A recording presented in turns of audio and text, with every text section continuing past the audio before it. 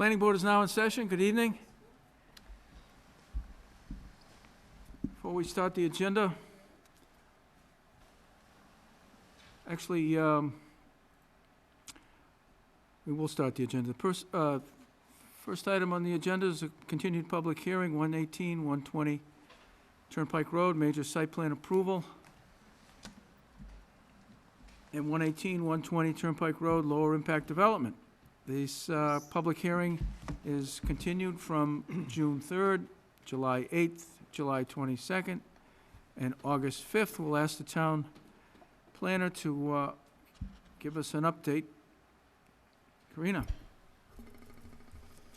All right, since the last planning board meeting on August 5th, which we had an extension request to this evening for the public hearing, action to August 30th, we submitted the draft decisions for major site plan approval and lower impact development to the applicant and Vito the engineer and also town council, who said the decisions were in good order. We also received information back regarding the open space, the conservation area to the rear of the southern side of the property, 6.2 acres, which the applicant has decided that they wish to convey that to the town, actually to the Conservation Commission. I spoke with the conservation agent several times this week regarding this, and she indicated that the Conservation Commission was on board with that. And the process will go through Mass General Law, Chapter 40, Section 8C, as part of the conveyance process. Let's see what else. Mr. Cox and Vito have received updated drafts today of both decisions, reflecting all the conditions that we discussed at the prior meeting. There's a couple of small things. Town council asked us to add the conveyance of the conservation area to the conditions. I had it in the findings, and we added it as a condition as well, defining that it needs a marketable title and a phase 1 investigation, just to determine that there's no hazardous waste on it when the transfer happens, which is standard procedure, usually. Which brings us here today. Let me see if we received anything else.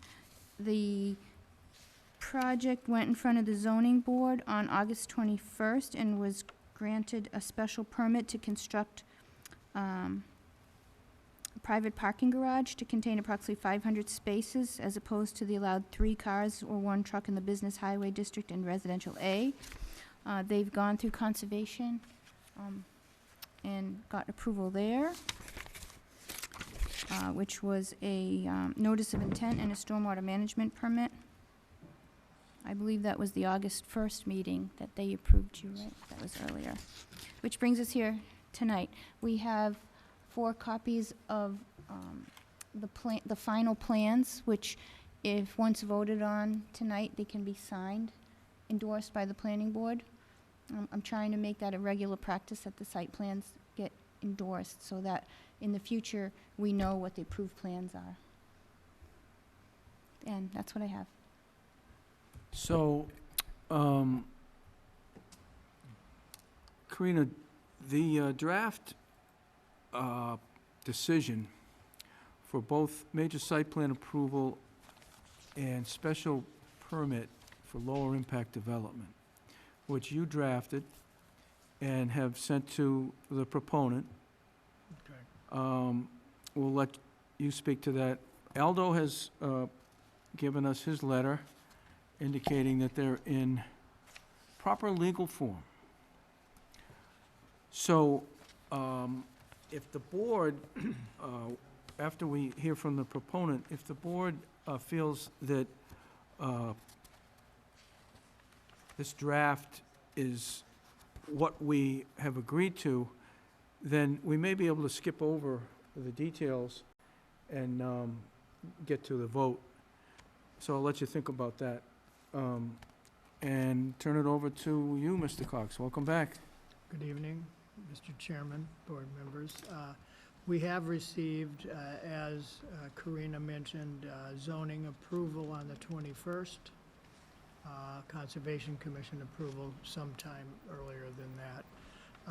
Our attorney has discussed the land transfer. It'll be by a deed transfer, 6.2 acres to the Conservation Commission. That's been discussed with Aldo and our council, so that's already, and that's the way we prefer to do it in any event. So that's perfectly fine. We've reviewed all the conditions. I had a few minor corrections. We had a 6.4 acre conversation for many months. It's actually 6.2, so we might want to correct that. There was some conversation we had about the net additional parking, and the total parking, 500 stalls, is right, but we're talking about additional parking of 343. It's actually 375. It's 3 floors of 125 each. Still, the total is correct, but I thought if we wanted to have our, decision correct, we'd do that. And we understand everything else in the decision, and we agree with it. Okay, thank you. The waiver, I believe there's just one waiver request, and I thought we voted on that prior. Is that right?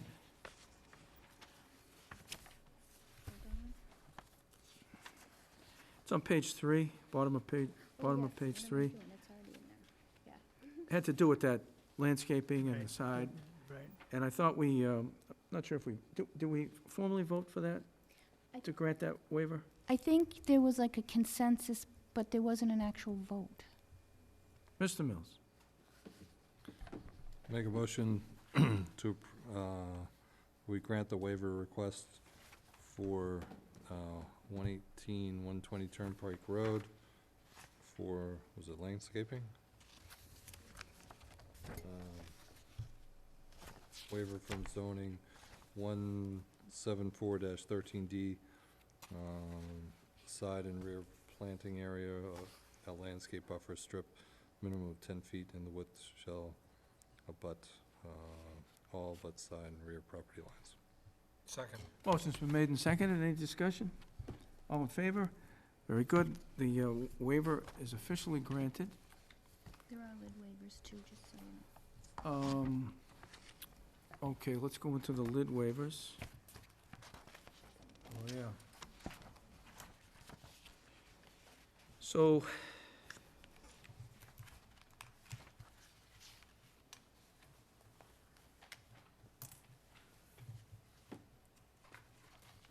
For the lid techniques.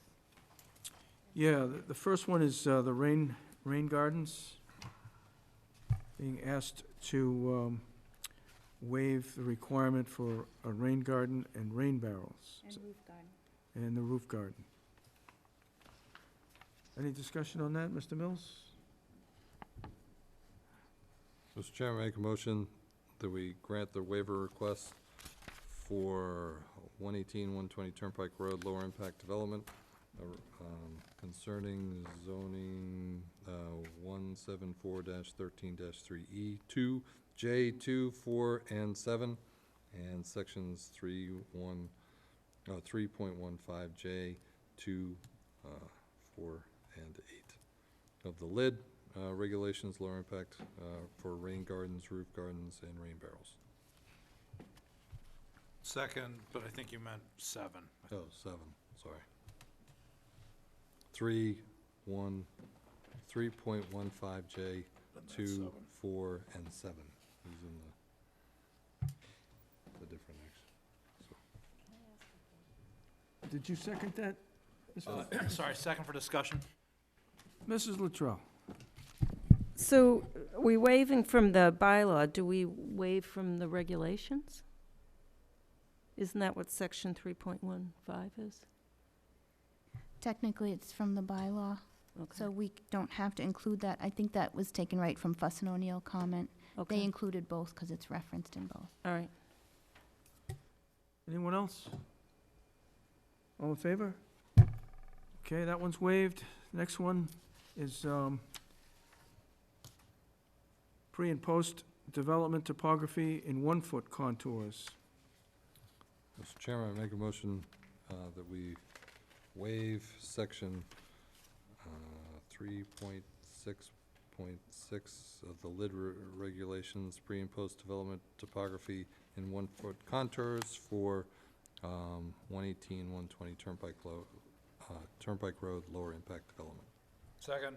And that waiving of the 1-foot contours will results in the same requirement, but at 2-foot contours. That's correct.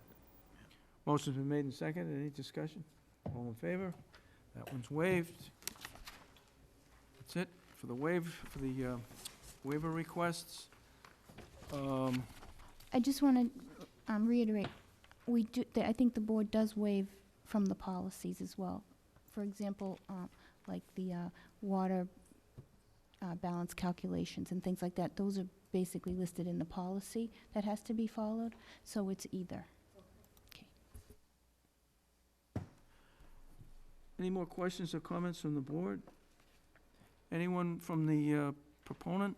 Questions, comments? Anyone from the public? So this would be the time of where we would move to close the public hearing and take in no more information. Mr. Mills. Mrs. Luttrell. I'm sorry. On the major site plan approval, on the condition 22 on the open space conveyance to the Conservation Commission, should we put anything in there in case there's not a good marketable title? Like if it can't be conveyed to the Conservation Commission, what happens to it? I don't expect that to happen, but I just like to make sure all bases are covered. Wouldn't the title get cured? Would the proponent agree to? Sure, Maybe. I can tell you there isn't, but Right. we could include, for example, subject not only to the Phase 1 report, but marketable title if you wanted, that's perfectly fine. I think what Mimi's saying is, if there is a defect in Yeah, the title. so if it's you not guys will- marketable, we have to Whatever it endeavor is, to chase down the paper. to fix clear it. Right. Okay, Yes, sir. that's fine. We can include that, Karina. So the language will include, subject to a good marketable title as furnished by the grantor and cured, or the defect if any defect If necessary, cured, you know. necessary, any defects cured by the owner. The owner, yep. Owner, yeah. Is that good, Mimi? Yeah, we need to That's good. title And section on should this. there be any time frame for Oh, I did it, we've done it, we wouldn't have bought it. conveyance, like prior to occupancy permit or something? I'm sorry, I missed that. Mr. When the Chairman. conveyance should occur? Do you want to have a time restriction? The board, I think Mimi's looking for a time frame of which it needs to happen by, so that we have, usually you have an item and then a time Oh, frame. sure. This is a one-year approval. You want to pick a time not later than that? A one-year term, Or it's something term, prior to building permit or Prior to- occupancy? building permit or prior to occupancy, however you'd prefer to do it. The easiest in the process, and more typical, is prior to building permit. Okay. Sure. Because that, when you go there, it triggers us to look at the conditions. Yeah, so let's do that. And it gets it done early Yeah. on in the process. Okay. Well, your side of it can be done starting today. Great. Our side of it involves the town meeting. A town meeting. Okay. In order for the town to accept the land, the townspeople have to vote to accept it Okay, So the earliest, or perhaps the latest, that would happen would be next March. what if we went back to the 1 year, Just to clarify, if I'm not mistaken, when I spoke with town council, I think the method of going through MGL Chapter 40, Section 8C precluded it from town meeting. That it would, it allows, so town council said, the owner is willing to convey the actual fee of land, that is the land itself, in a deed transfer arrangement pursuant to MGL Chapter 40, Section 8C, that allows a Conservation Commission to receive grants and real property in the name of the town, subject to the approval of the Board of Selectmen. This would be the most appropriate approach to protecting the 6.2 parcel, and that is contiguous to the Breakneck Hill Road, which was granted to the town under the Conservation Commission pursuant to the same statutory section in 1980. The transfer would be subject to good marketable title as furnished by the grantor, together with Phase 1 verification that there's no hazardous waste. So I think that's, if I'm speaking correctly and I understood it. I think you're right. Okay, but I still like the 1 year. that's perfectly fine. And not necessarily tied to your construction or your occupancy. We don't get this in the Conservation Commission. It's still a requirement. Yes, the 1 year makes sense. I mean, it's a 1 year permit. So prior to expiration of the initial site plan approval, which is this, because you also can get an extension after that. So prior to the expiration of the initial major site plan approval.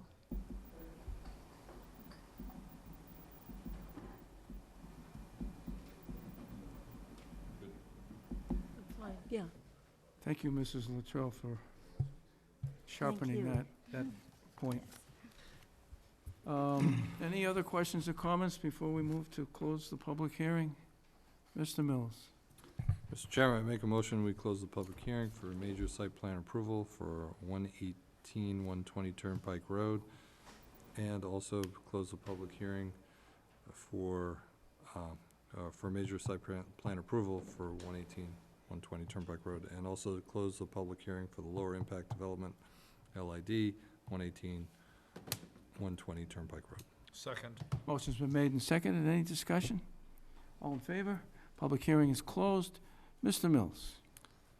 Mr. Chairman, I make a motion we approve with said conditions that have been approved by town council and amended slightly this evening.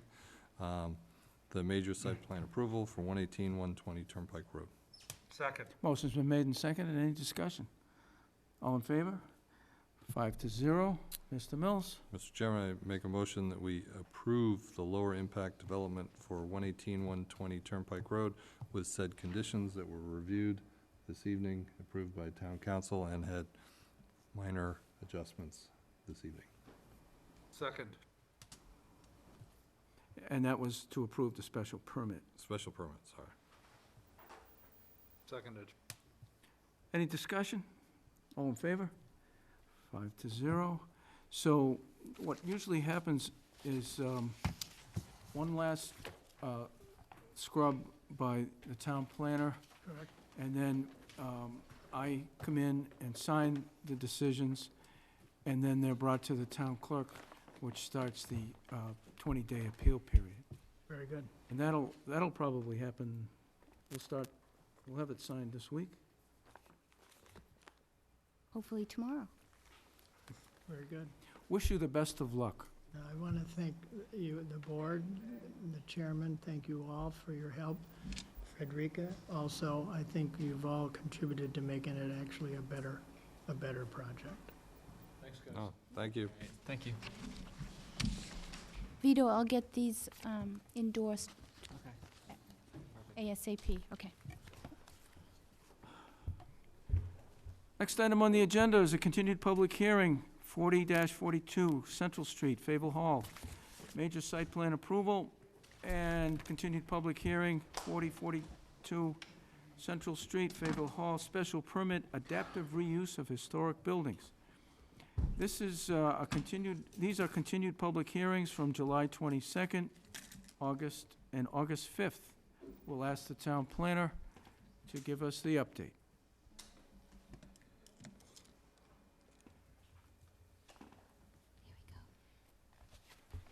Terry, you can see that okay?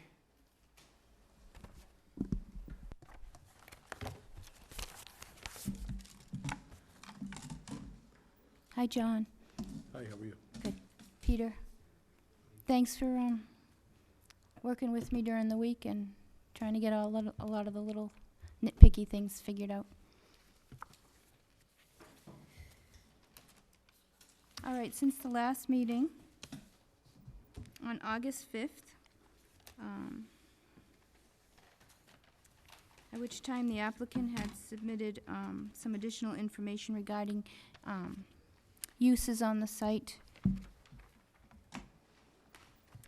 We also received a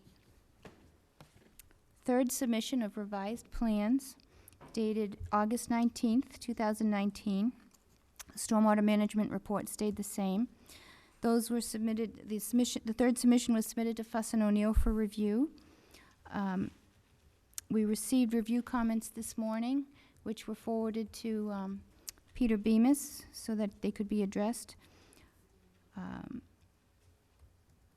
We received some review comments this afternoon from Open Space Preservation Commission that I just got, so you won't have gotten a copy of them yet, but we'll forward them tomorrow. We did make copies, and I have them here, and I'll give you a copy as well, and for the planning board. So nobody has seen them except for me and for Freddie. So we'll pass those out too, so that you have that. No other comments from the town received. We have from town departments. In the interim, there was a question about the building and a proposed improvement with the handicap ramp and the encroachment onto the Grove Street right-of-way. In the interim, a legal opinion request was sent to town council, and the terms would come to that the applicant, John, would provide a delineated plan showing the right-of-way, the encroachment that would go with the application to the Board of Selectmen for a revocable license. I think that was agreed to, right? Mm. Okay. So that's that piece. Let's see here. Just to be clear, there's already an encroachment there. Oh, yes, there was an existing stairs and a back door. It's already, we're fixing all that. Yeah, you're just adding a little bit of a ramp around the corner. And just to also be clear, it's not in the paved area. That's correct. It's outside of the paved area. So what the pavement looks like today is not in reality what, it's deceiving of what's there versus what's actually on a piece of paper. Yeah, and the other issue is the corner of the building is actually encroaching in addition to the stairway and the ramp. So it would just be clear, and it protects both sides, that it's just shown on a plan, and then you have a license to do that, and then there's no Did it over question. a Deerfoot too. Yeah. Okay. Then you've already gone through, you've gone through conservation, and you have your order of conditions and a stormwater management permit from the end of March, which I think you already said. And that brings us to this evening, and if there's no further concern about the uses on the site, then we don't have to have further legal opinion on that from town council. Because at the last meeting, we had information from Attorney Pizzoni, which kind of, I believe it was in line with a couple years prior, town council's opinion on the uses as well for adaptive reuse of historic buildings. But town council said that if we wanted that further investigated, we would have to actually do a legal opinion request from the town, if that's warranted. And that's where we are. So, The latest document we have is the August 23rd Fuss and O'Neill. Let me tell you. Yes.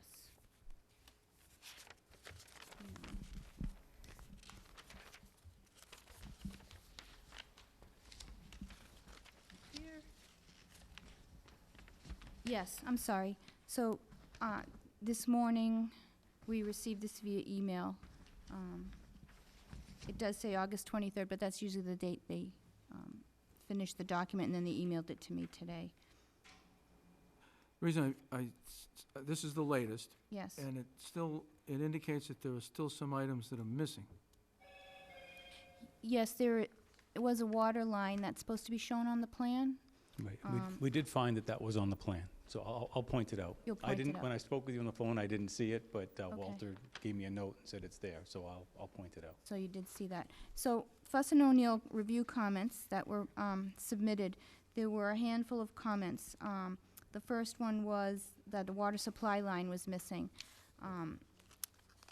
The others were down to the point where it was up to the planning board to grant a waiver for the size of the parking spaces, the percentage of parking in the front yard setback, either 25% is allowed, you're asking for 50%, with the knowledge that the parking is going to help serve the parking from the town park across the street. I think that was one of the reasons.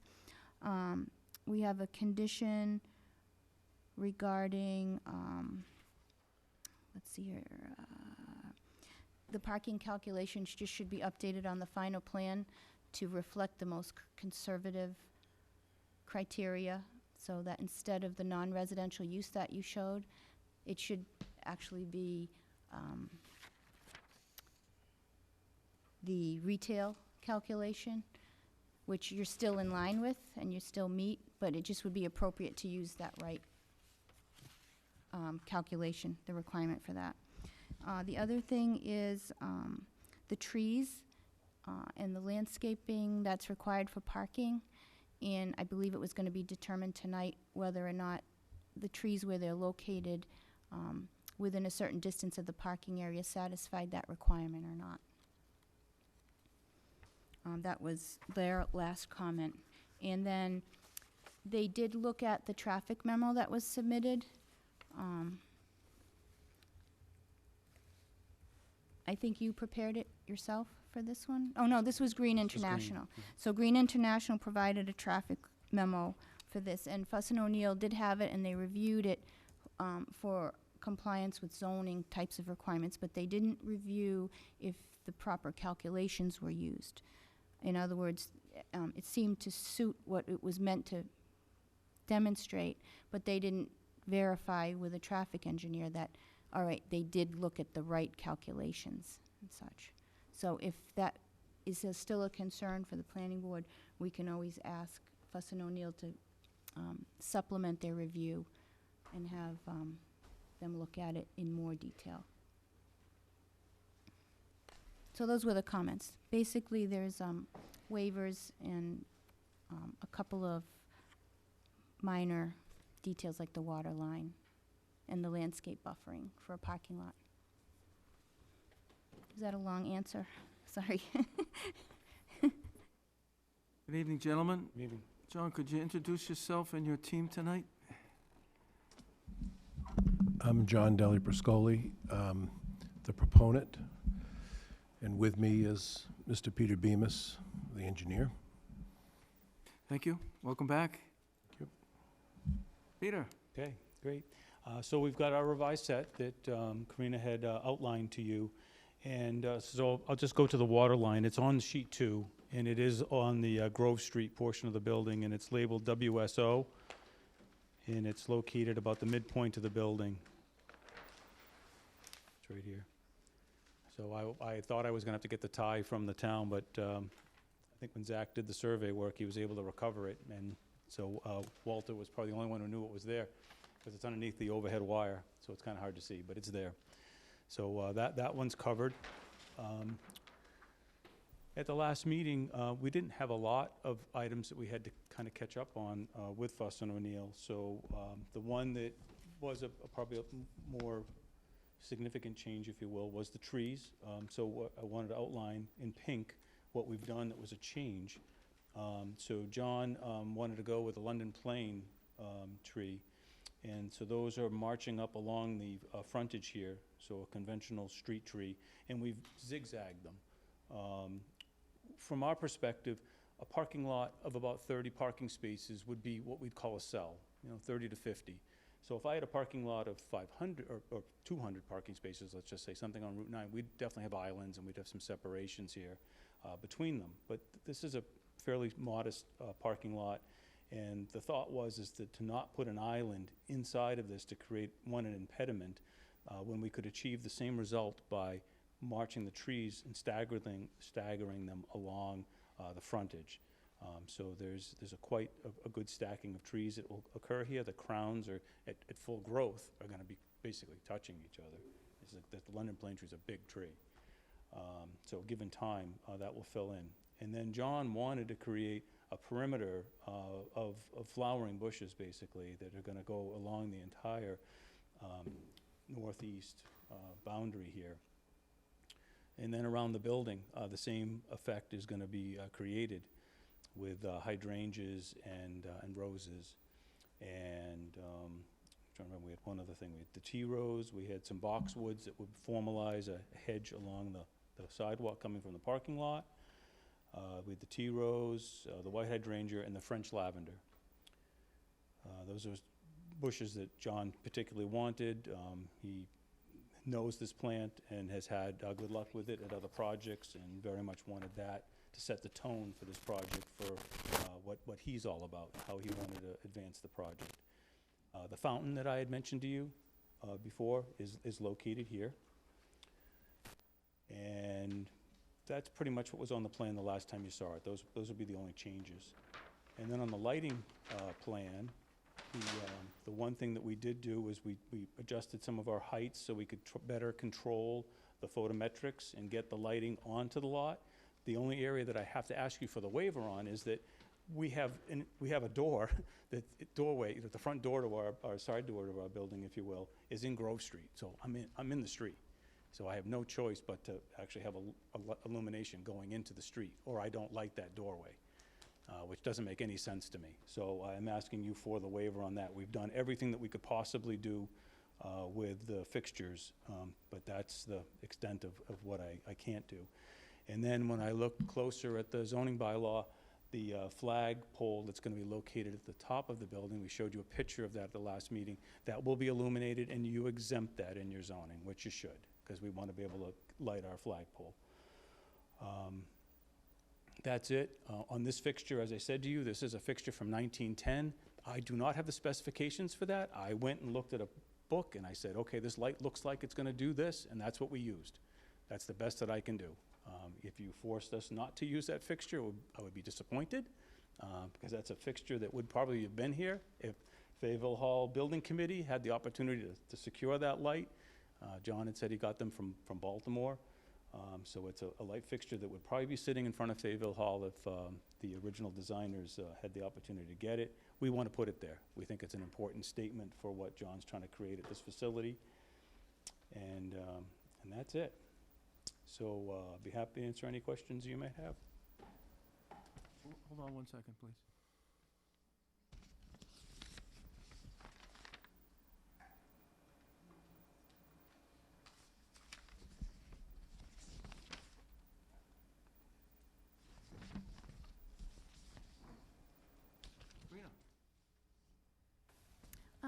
I received a couple of questions, and I was hoping maybe just clarify during this meeting so that it puts it to rest for the person who's interested.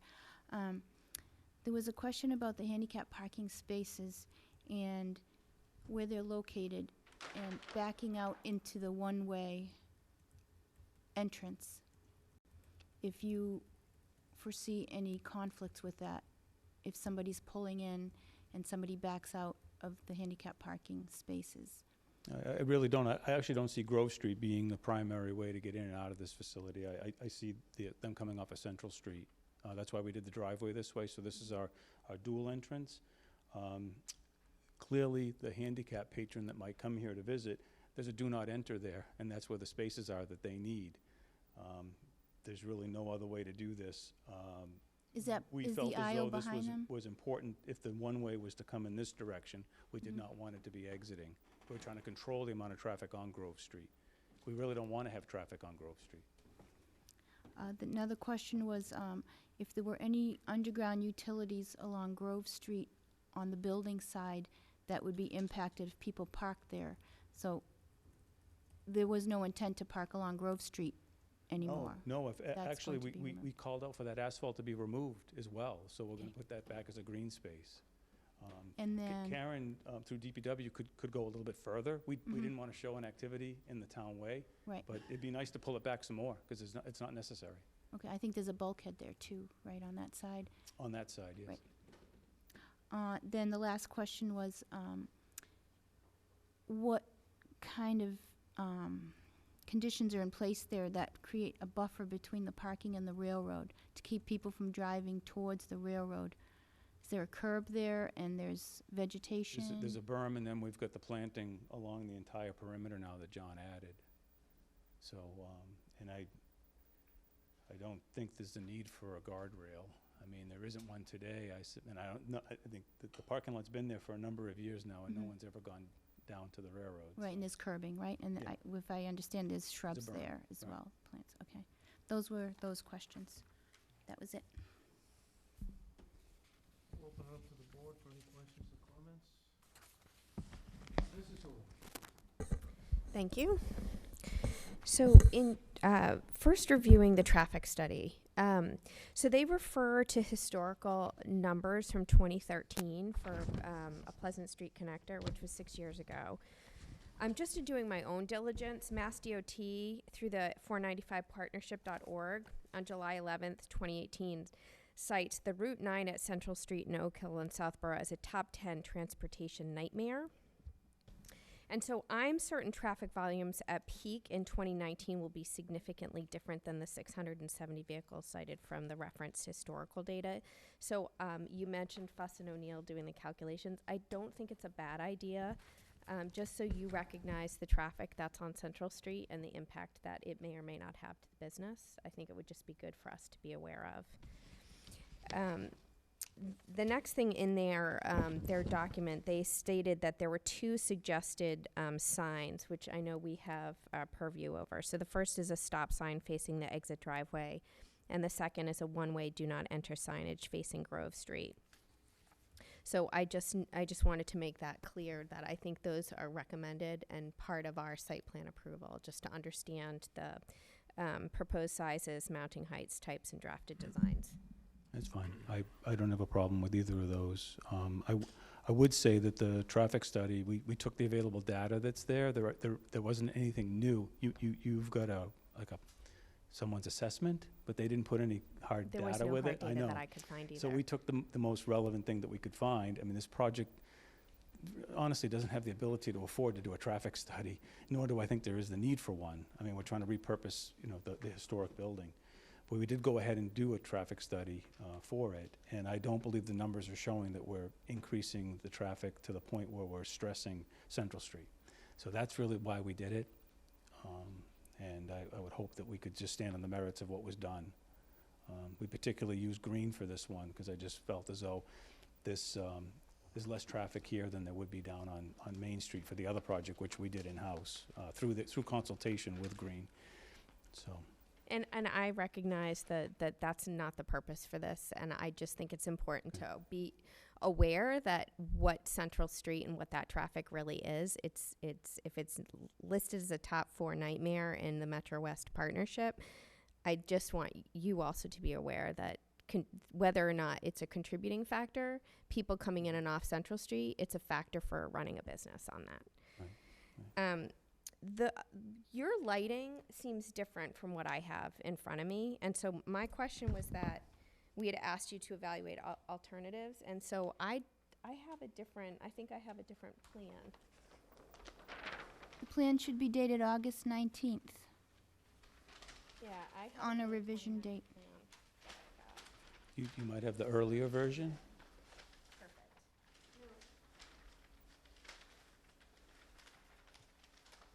think you and I have the same one. You don't have what he's showing.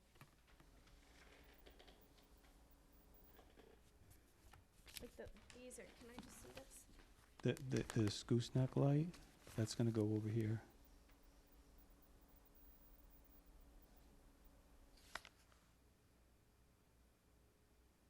Those aren't zeros, right?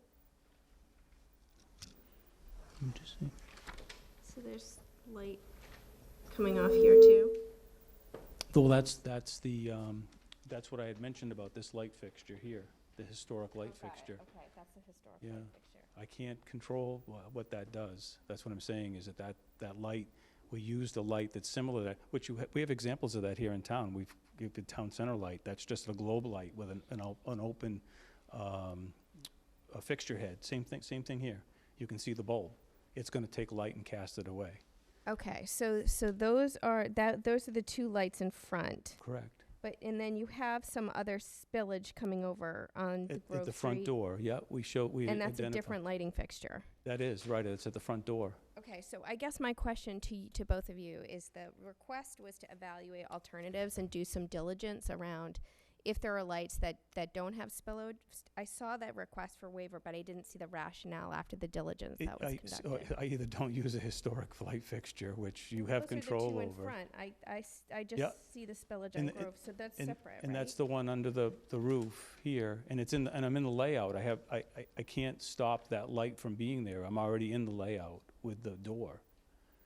You follow me? I can't stop that spillage. The light's not even on our property. Right, that's what I'm trying to say, is I'm in the layout before I even put the light fixture on, so I either don't have one, which makes no sense to me, or I do what I can with it, and that's what we've tried to do, is be as effective with it, so it's a soffit light.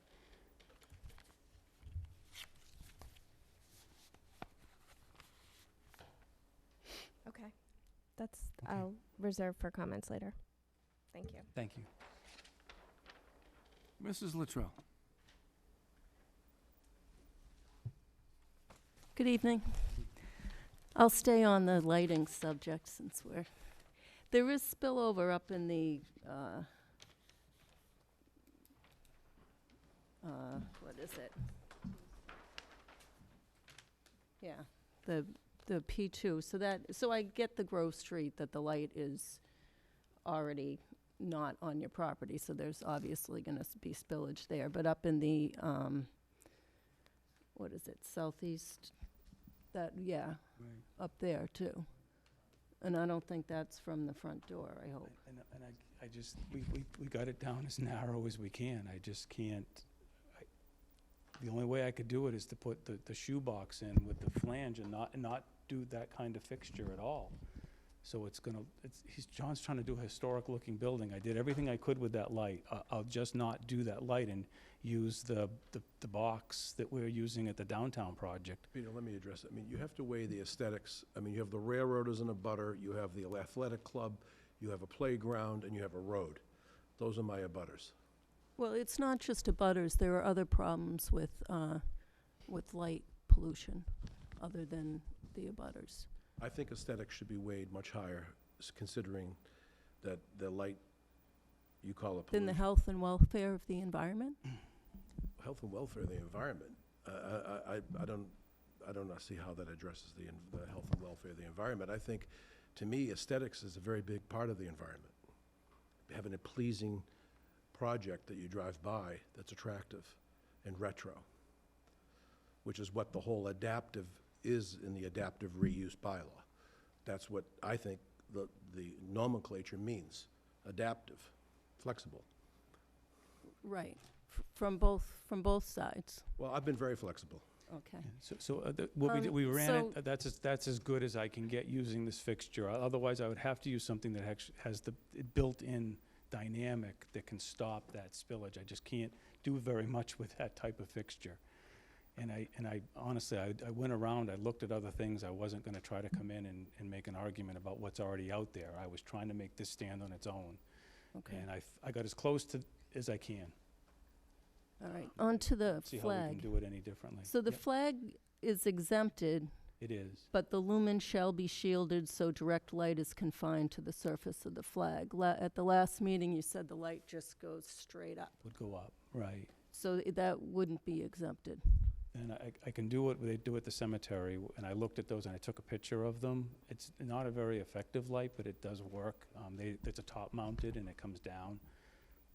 If you want to rule that way, that's fine. I just thought that we'd be taking something going up, which was what we thought they would have done historically with this building, would have been an uplight. We can do that top mounted and downlight. If you take a moment and look on your way home tonight, check out what's at the cemetery. That's the light fixture that we would use. That's a downlight. It just doesn't give very much illumination. Well, there's a lot of new research coming in about the dangers of light pollution and the effects of that.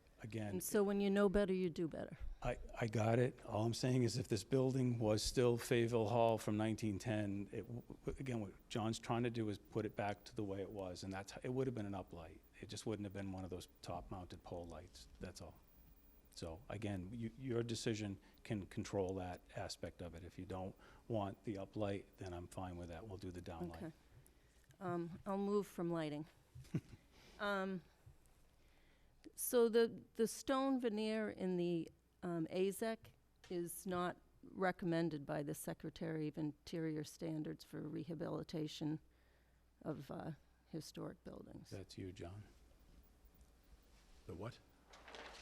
The stone veneer in the AZEC that you're Well, stone veneer's there. proposing for all of the trim? I'm not stone veneering the trim, I'm just doing the Correct, infill I in the understand foundation to match the existing stone. So that would be a combination of veneer stone. But that's to match the existing stone on the foundation. As far as AZAC is concerned, AZAC and those type of products for the water table moldings are very effective for keeping bugs and things of that out of it. And it is used in historic renovation in selective areas. It is a recycled product, and it's a man-made product. It's inert, and consequently, it's very good. But there's also going to be mostly woods and natural woods like cedar and things of that nature, and primed woods for the Well, majority you of call the out trim. the trim is all of this, AZEC. A lot of it's AZEC, some of it's wood as well. So, this, The AZEC is the water table. the adaptive reuse of historic buildings the rehabilitation should meet the standards of the Secretary of Interior standards for rehabilitation. And using plastic for trim doesn't. Plastic in certain locations is recommended. It But, should be. but you don't say in certain locations, you call out all the trim Well, my as intention plastic. was to have plastic used on the water table where the greatest potential of rot is over the sill, and then continue with wood on the lesser invasive areas that would not be subject to weather as much as that. Then the plans would need to reflect that. Well, that was the intent. I just know what the plans say. I can't tell what your intent is. There were shutters on the historic photos. Those aren't going to be put back? The shutters, I don't know if they were there originally or they're after, I'm not certain. The shutters could be added,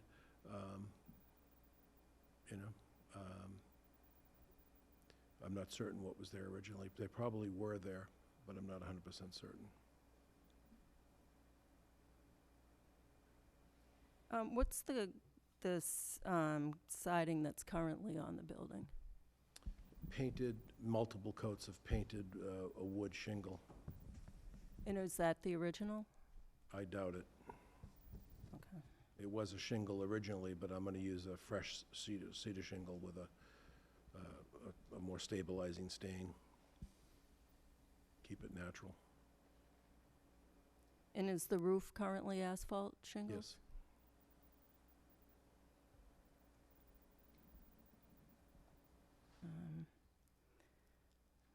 Landscaping. The windows are currently plastic, which are being replaced with wood, Okay. since we're on what's there now versus what's going to be there. The plantings are all non-native? That's incorrect. The London plane trees are not non-native. They're on the Massachusetts species. I checked it, and my supplier did too. It's a hybrid, it's a European and a Asian hybrid. Well, that's what that was recommended. I researched that. Massachusetts Highway Department uses them, recommends them for street trees and salt tolerant. And so, I'll also add on page 11 of the Town of Southborough Street Tree Guidance document, Is that the 2010? the London plane tree. We just updated that to, That's what I got at the website, because I wanted to make damn well sure it was the right tree. So that's the one I specified in the Southborough document. So,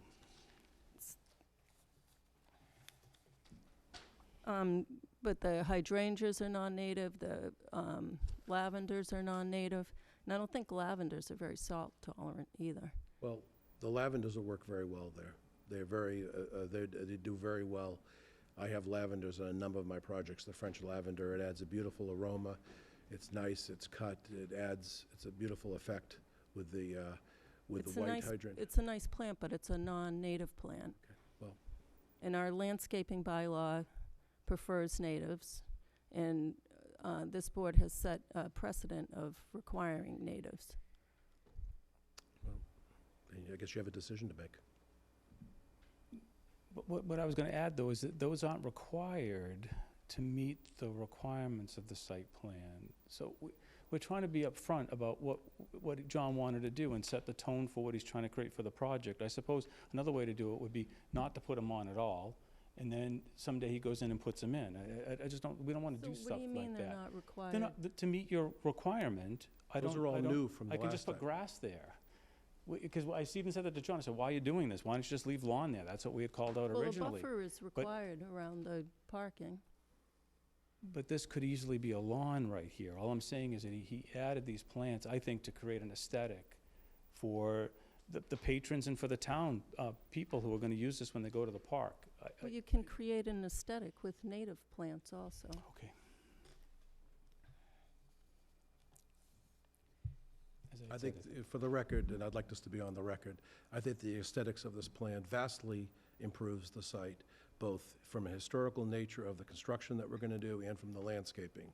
The building's an eyesore today, and this is a huge improvement. And that's, I'd like that on the record. And I think anybody would agree with that, for the most part. There's always somebody who will disagree with anything, but I think overall, the driving public that's going to enjoy the view of that property every day and the visiting public that will come and patronize that business will be quite happy with how it looks. So I certainly appreciate that there's a value to preserving that building. I just want to make sure that the town, this is being auctioned at a very good price, and that the town gets the value of that historic rehabilitation back. If you want to get into the economics of it, the building doesn't work if you gave me the building for nothing. There's no historic price because the building doesn't work. And this is, I don't want to get into the well, economics. but you brought up the economics. You just said it's being auctioned for a price. That's economics, isn't it? So if you want to talk economics, let's talk it. The reality is the building doesn't work, even if you get it for free. And if you look at most of these town buildings in other towns where they have Grange halls and old town halls, they just give them to people so they'll restore them because they simply don't work. There's so much involved in doing historic renovation. I'm happy to go over the numbers if you want to, but I'm telling you that's what it I don't want is. to go over the numbers. Okay, well, you brought up the numbers and I'm responding to it. So I don't understand why there's such a pushback on native plants, which have a great environmental benefit over Look, non-natives. I didn't put native plants at Burnett, and all I have is millions of bees and bugs and all these wonderful creatures floating around. I don't buy that bees and other visiting insects and things of that nature aren't going to visit my hydrangeas and my lavender. If you want to come to my house in Marion, I'll show you how many bees and other insects that pollinate those flowers and my roses and everything else and provide a beautiful aroma and a visual impact. That's just a difference of opinion. I respect your opinion, Mrs. Luttrell, but you have to respect mine. It's not an opinion, it's science. Okay, well, to me, aesthetics weighs pretty high. The existing trees that are remaining, they should be marked that they're remaining on the, that should be noted on the I think plans.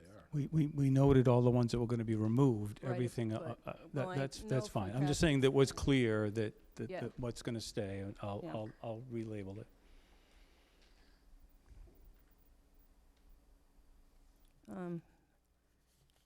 The other. So, off of landscaping, on to the next thing. What is being auctioned? Like, how big are the things? How will they What be? do you mean, with the objects? Yeah, Everything from a gold coin up to a sideboard or a chest of drawers, things of that nature, maybe a classic car very occasionally. so how One. will they be delivered to the site?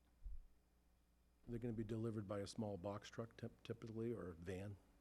Okay, no 18-wheelers? Oh, no. And when will the deliveries be? Well, typically, when people go to an auction, a lot of the people are dealers. They actually, they're buying for their own inventory so they could sell it at like antique shows and things like that. They typically bring their van with them. So they take it after the auction is over, back up and load up their items, if they were successful. And then during the week and the weeks to follow the auction, people send up, collectors. There's people who actually are in the business of aggregating, picking up people's furniture and purchases at these auctions and then shipping it to them. And then, so that would be here and there. But there's no 18-wheelers. I think if you, the biggest truck you'd ever see there would be a 24-foot box truck, which would be highly unusual. Typically, it's a stretched van like you see, like a plumber would have, or an electrician, or a UPS truck, let's say. That's And- typically. what- Okay, and those are delivered during business hours? Well, yeah, I mean, yes, I mean, they typically would be during the week, here and there. They usually have to make an appointment if the gallery was not open for whatever reason, you had to make an appointment. Most of the stuff is taken the day of the auction, but not always, and some things are shipped. The smaller items in particular, paintings and things of that nature, could be shipped anywhere in the world. Because with the internet now and the auction, people buy from all four corners of the earth. So you get a lot of European people buying too. And how many auctions will there be a year? I would say my goal would have 6, but there could be more. But six is a lot of work. These are very nice things. These aren't, this is not, we're not, auctioning, household, toasters and things. These are, paintings from the 18th century and things like that. So most of the things being auctioned aren't stored on site. They come in the same day and. No, that's untrue. What happens is it takes quite a bit of time to build the auction. What I mean by building the auction, putting it all together, cataloging it. And what happens is you have what's called a preview. So the preview would be in the lower level, and that's typically where the goods are received, and then people would come in during the preview. The preview is typically, for a big auction, for a fine auction, it could be as much as 4 days prior to the auction, 5 days sometimes, or they could ask for a private preview. That happens too. And they come in and they preview the items. So they want to know, because most people don't buy things without looking at them closely. So they come in, they review the item, they examine it, they might have an expert look at it, and then they decide to bid on it the day of the auction. So all those things are coming in constantly. So there's always an ebb and a flow of things arriving, things leaving, with little trucks here and there. So things will be stored in the building? Yes. Okay. Not in, like, pods in the parking lot? Okay. Not these items. All right, thank you. There'll be there's no pods ever. Okay. I mean, some of these paintings, just so we're clear, are gonna sell between, $100,000 to $500,000. These aren't, this is not stuff you buy at, Pier 4. Mr. Stein?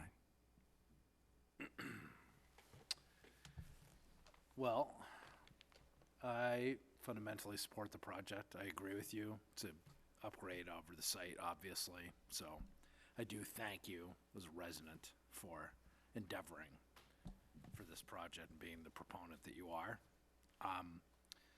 And I'm fine with the waiver for the island at this point. I hate small parking spaces, but, you know, I want the project to go forward, so I'm okay with that waiver.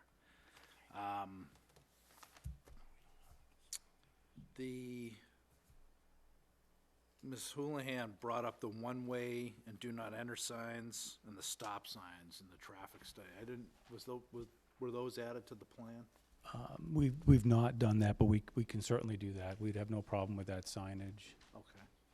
think I it's might just like to use a stop sign that's maybe a little bit more in keeping with the historic building versus the municipal stop sign, that's all. So maybe we'll do something, you know, out of wood, but it'll still be a stop sign. Maybe a historic-looking stop Yeah, I was just sign. gonna say right, maybe we can John might find something at some antique place, I don't know, I just think, that would be the one thing I'd like to try to make them look like they've been there for a while Yeah. versus a municipal stop sign, that's all. And I mean, I like the period-specific light myself, so I'm okay with Okay.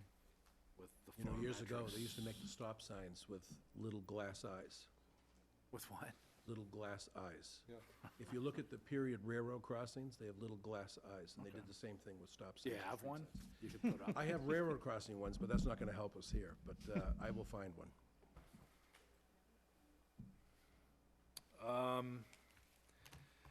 The native planting, would you be willing to review the Open Space Commission has a recommendation to use Go Botany to review native species.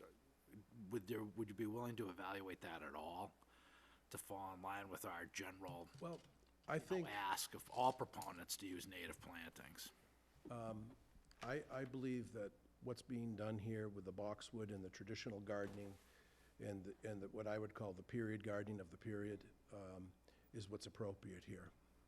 To me, it falls in with the lighting and everything else. I feel that, you know, I like more of a formal touch on the gardening, which is what the items that I've selected does that. And you're gonna be to be part of this project, I think you're gonna be very happy when you drive by and see wonderful colors and you know, roses and things of that nature, and, you know, something that most people wouldn't take the time or the effort to maintain or do.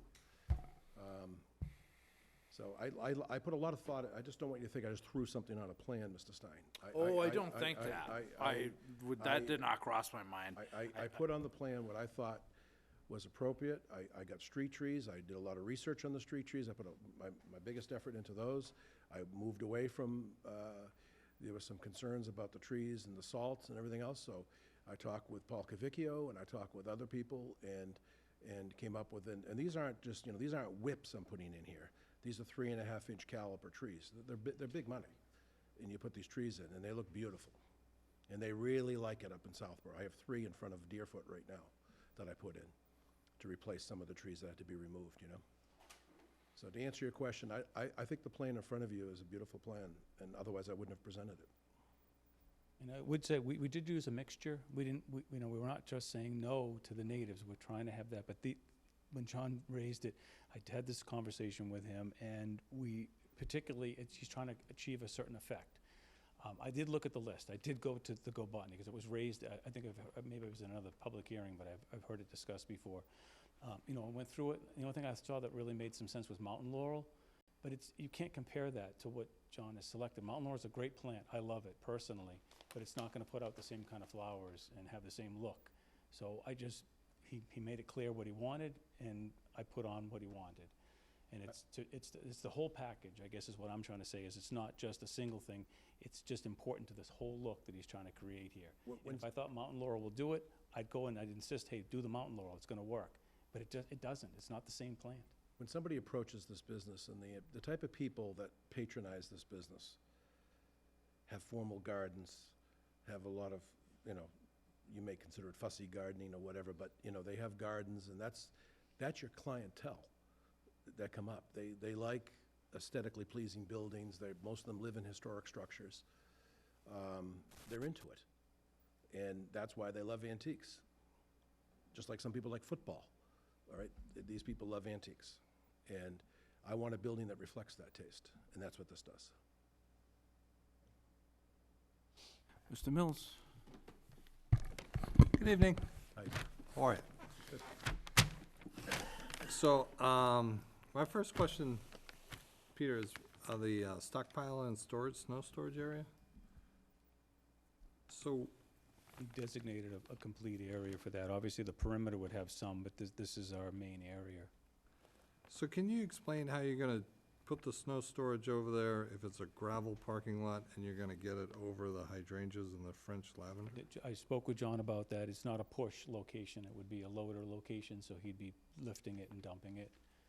Because he's gonna have to protect the shrubs that he's gonna plant here. I He's spending an just- awful lot of money for those shrubs. Right, no, I get Let it. me address it. I don't plow with, well, I mean, I might scrape it with a pickup, but we don't push it.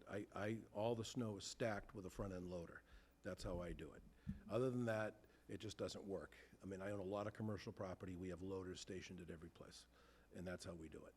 We We use did have the loaders. conversation, though. Yes, he'd asked me that specifically. It's a good question. But I intend on dumping over the plants and stacking it that way. With that being gravel too, then you're gonna put gravel over there?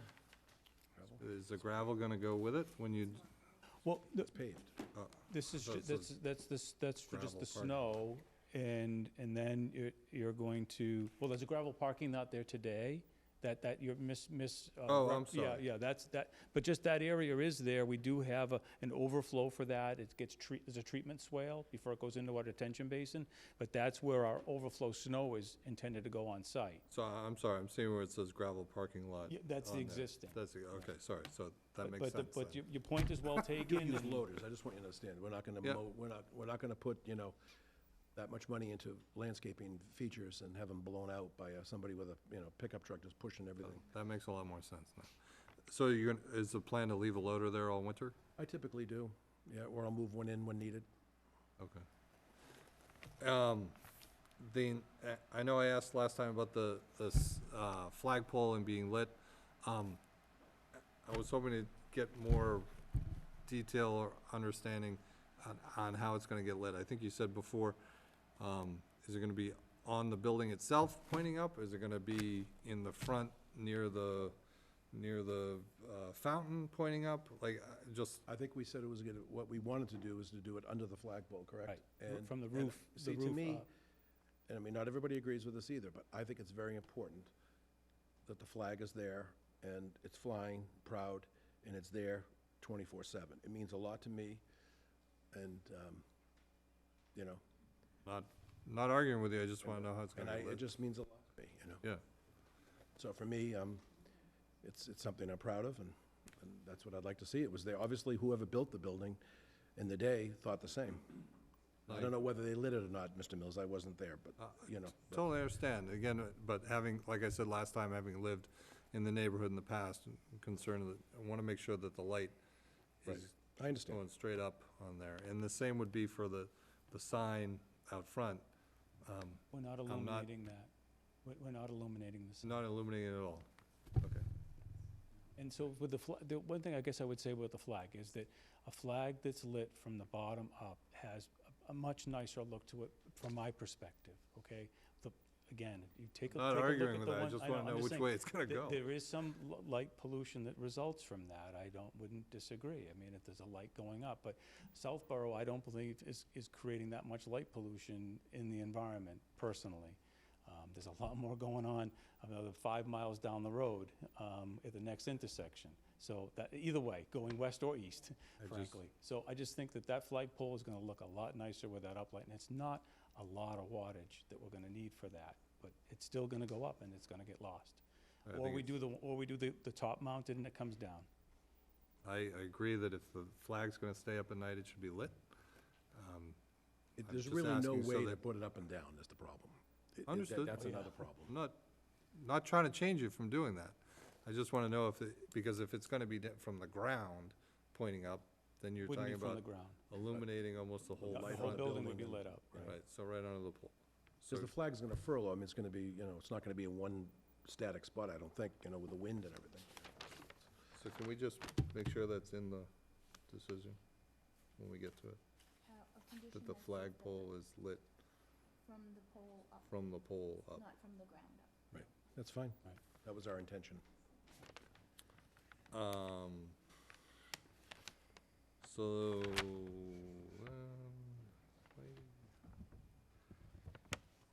so the only other thing, and I know I talked a little bit last time about this, and I agree with aesthetics. I commend you for what you're gonna do with the building. I was one of the ones, to a lot of people's dismay, some selectmen at the time were surprised that I voted not to, sell the building a lot earlier at town meeting, when it came up at one of the earlier town meetings. So I value that building, from its historic piece. I understand there's a lot of work that's gonna need to go into it, and I appreciate your view from an architectural standpoint and the pleasure people are gonna see when it comes by, well, as they come by. My underlying concern, with all the work you're gonna do to it, with the wood windows, the new cedar shingle on the side, the flagpole, everything else, the asphalt roof, to me, even when I look at, you know, places that have tried to really rehab a building, there's no, I've yet to see a product that ties in well with the cedar shingled, you know, facade, and then you have the asphalt roof. It just still, The asphalt we're gonna be using is a product called Slate Line. And Slate Line really looks like slate, but it is asphalt. Slate Line's made by GAF. It's a nice product. It has the 3 dimensions to it. It looks like slate. In other words, it's cut like slate. I thought last time it was gonna be, No, it was gonna be Slate shingles Line. that were gonna look like No, cedar. Slate No? Line. Slate line. I think it's even in the thing I sent in, the original proposal to the selectmen. Slate Line. But Okay. I'm happy to put it in there. I mean, if you, that's their brand name, I mean, but it's a replica slate. And it looks good.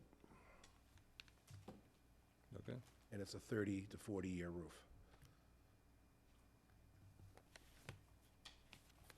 One more question? Thank you.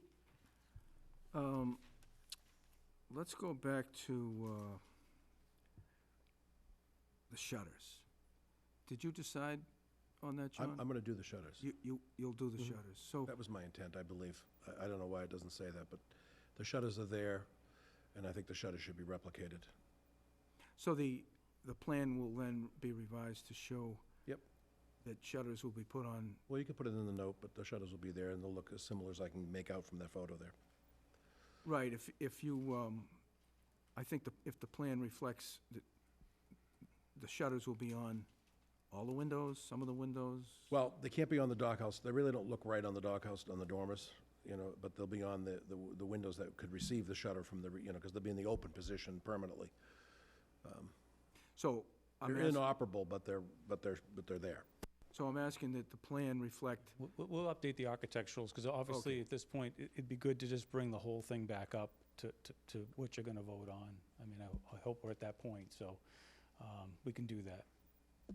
so, and then a detail of the shutter,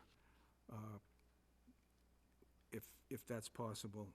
Yeah, we could do Um, that. I mean, we're probably gonna match what we see in that picture. You know, we see some of these modern shutters that have like, Now, Don, you actually think I'm gonna put a plastic shutter up there?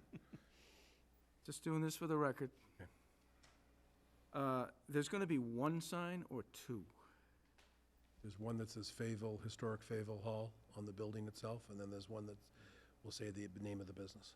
And the second one that you mentioned is the one that's the detail on this sheet? Right there.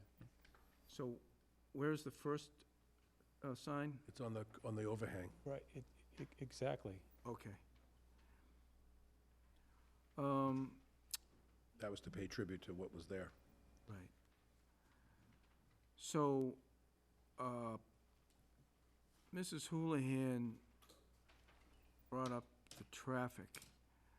Are you clear on if and what homework you have as a result of her comments?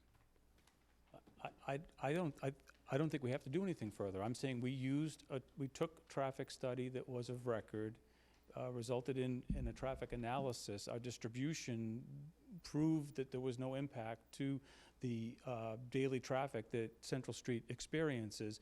We have very good sight distance in both directions.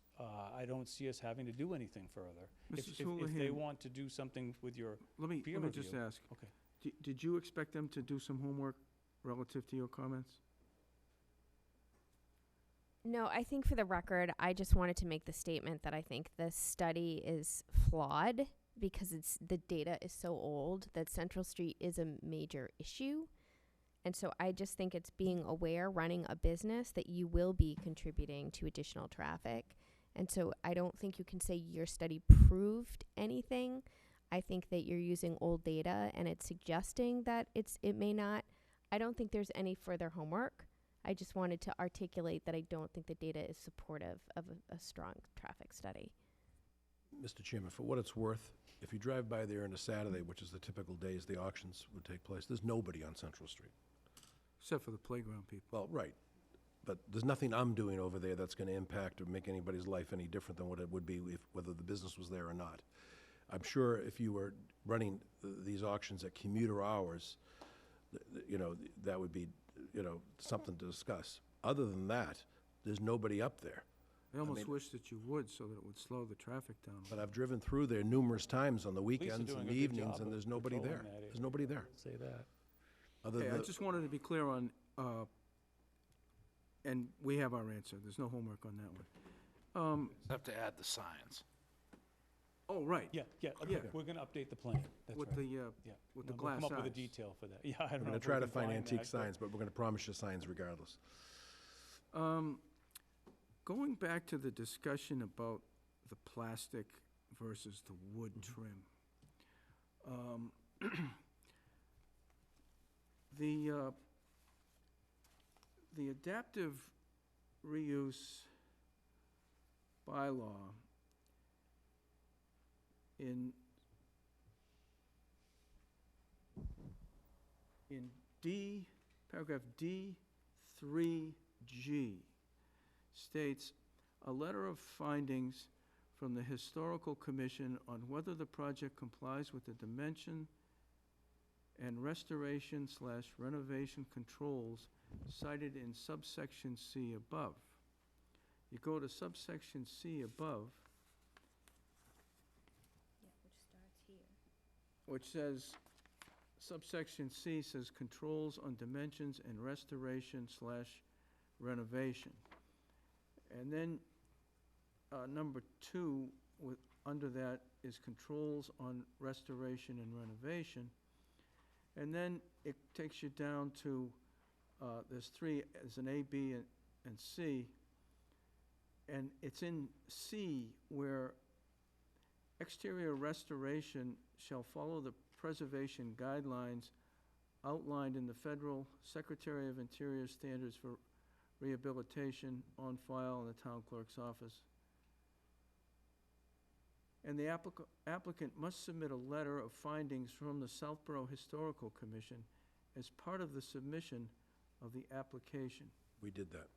So we have the letter from, it's dated June 26th, 2019, from the Historical Commission. And it essentially,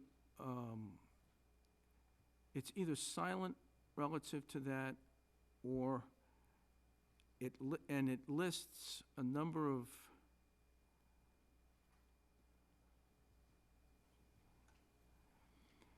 Southborough Historical Commission findings according to the adaptive reuse bylaw. Move the commission to approve the proposed plan for Fable Hall as submitted, presented, and outlined. And there's several bullets here where it refers to the different things that you're going to do to the building. Preserving the original front interior staircase, adding an accessible ramp back, adding an accessible and loading ramp, then preserving period details, replacing existing windows with wood windows, so on. So when Mrs. Luttrell was questioning the plastic versus wood, I huddled with the town planner here to see if that was within our jurisdiction, to be able to tell you that we're not going to approve this unless you get rid of the plastic and you use wood. But based on the language of the bylaw and its requirement to get the letter from the Historical Commission, and now we have the letter from the Historical Commission, and it's either silent relative to plastic, but it does have a bullet that says preserving period details. So it would seem to me that that it would be the Historical Commission's jurisdiction as to whether or not to allow wood or plastic, not us. I'm certainly open to a different opinion, but it's my opinion that if you want to do plastic instead of the wood for those trim boards, that the Historical Commission, that's between you and the Historical Commission, and not this action by the Planning Board.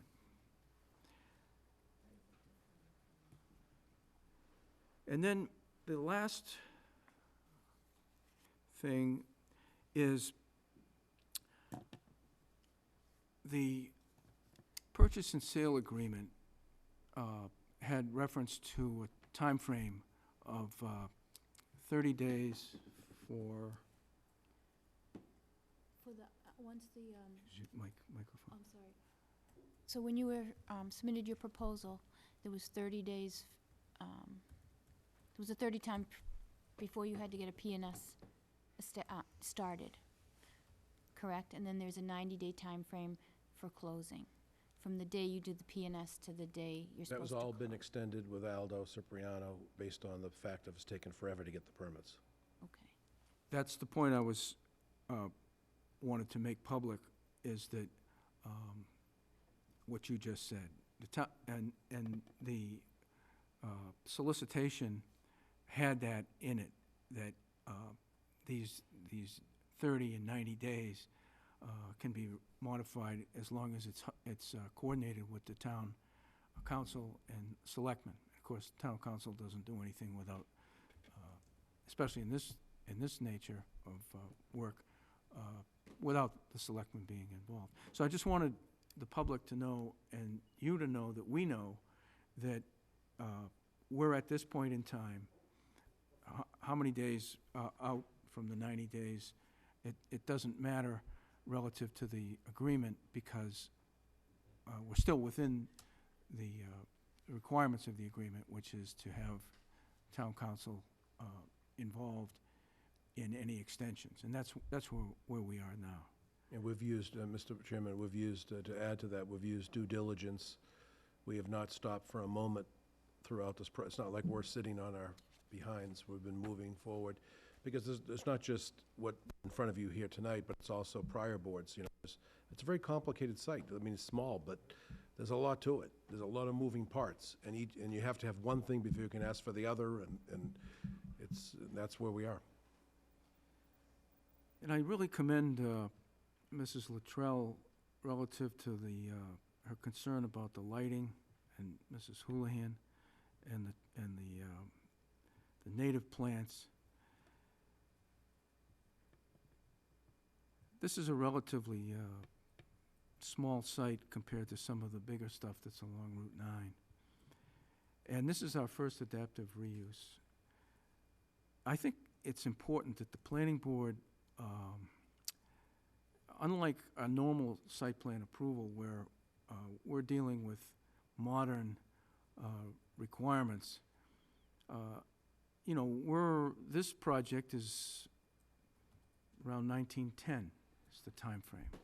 We could have another project come in that would be in the mid-1800s, and someone else probably not as knowledgeable as John, but someone else might be an expert in that time frame. And so I believe that the planning board needs to lean away from our usual modern site plan requirements and lean toward the adaptive reuse of the historic property. And the historic property can have a wide range of timeframes.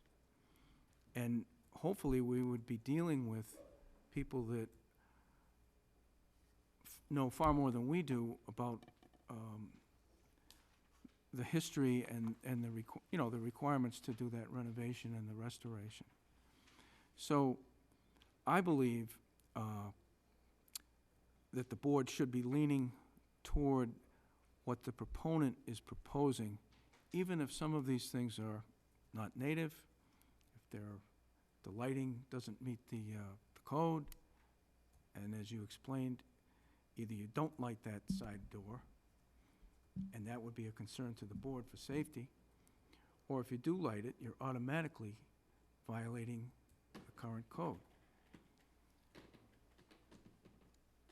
So, before I open it up to the public, it would seem to me that there's still a little bit more refinement to the plan and conditions of approval, which would require us to come back again on, what would be the date? September 9th. September 9th. So I'd like to get feedback from the board and from you about coming back. We're close. And as we did in the previous site plan public hearing, the town planner drafted conditions of approval, a decision document, and gave it to the proponent ahead of the meeting, and also gave it to Aldo, so that it could be agreed to and in proper form for the board to feel comfortable to vote on it. So it would seem to me that we're getting close to that point in this process. And it may be as soon as our next meeting that we could have enough information for us and for the public so that we would feel comfortable in voting to approve the project. Could I just ask a question? Yes, If sir. I may. So I'd like to just go through the open issues, so we're not just regurgitating at each meeting. So what I was hoping is, we obviously have a stop sign, a do not. Can I promise you we'll do that. Okay. But let's see if the board has anything more to add, then I'll open it up to the public, and then we can go over what we think is open. Okay, thank you. Anyone else from the board? Seconds? Mrs. Littrow. I read the bylaw a little differently than you do, Mr. Chairman. It says the exterior restoration shall follow the preservation guidelines outlined in the Federal Secretary of Interior Standards for Rehabilitation on file with the town clerk's office, and must submit a letter. So that's two things. We got the letter, and it's silent on the plastic, but the other thing is that it shall follow those Federal Secretary of Interior Standards for Rehabilitation guidelines. So personally, if it makes more sense. It makes sense to me where you're going to see a lot of water to use that product, but the plans say that all the trim is that AZEC. That's the issue that I'm having, and those do not meet those guidelines. I read them. And my other issue on the native plants is, I would think back in 1900, the chances that they would have native plants on the site are greater, not less, than today with all the cultivars and all the non-native species that we have. And there are reasons that are more important than just aesthetics for having native plants. And that's all I'm going to say. Thank you. I want to just make sure that, I agree that we can read these things, but we also, we have a plan before us, and we're at a point where we decide one way or the other. It's also important that future potential users of the adaptive reuse don't get the perception that it's a highly difficult, almost impossible thing to comply with. It's too difficult to get through the planning board. It's too difficult to get the special permit. So, again, this is our first one, and we do have a decision to make relative to these things. And my feeling is that we should lean more toward what's being proposed and still makes the project work, but makes it work for the proponent also. Anyone else? Open it up to the public. Yes, ma'am. Hi, Frederica Gillespie, Chair of the Open Space Preservation Commission. And before I speak to those issues, I just want to say that as an individual citizen of the town, I was the one who raised the issue of saving the building when it was going to be auctioned off by the selectmen at town meeting. I think it was like after 11 o'clock at night when I went to the microphone. So I'm very much in favor of this adaptive reuse of this building. And I'm very glad that John has stepped up to do that. So that's the first perspective. But putting my Open Space Preservation Commission hat on, I have to say that using the native plants, it's new. It's uncomfortable for a lot of the landscape architects we've worked with in the past year, who normally always, I shouldn't say normally, every single one has come in and said, no, you can't do it. And every single project with the planning board's great movement on this issue has come back with a plan that the building proponent can live with and likes, and it's going to work. There's a this is a new initiative. There's a lack of understanding and knowledge about using native plants. Native plants can create a period formal garden look. You need to know which plants to use and use differently. You know, there's ways of, how you trim them and, you know, form the gardens. Everyone thinks of native plants as messy meadows. It's not. That's how it has been approached when it first came out, use natives, but we are seeing more and more formal gardens being used with native plants. You need to find the right plant that looks like the plant you're trying to use. Now, why are we doing this?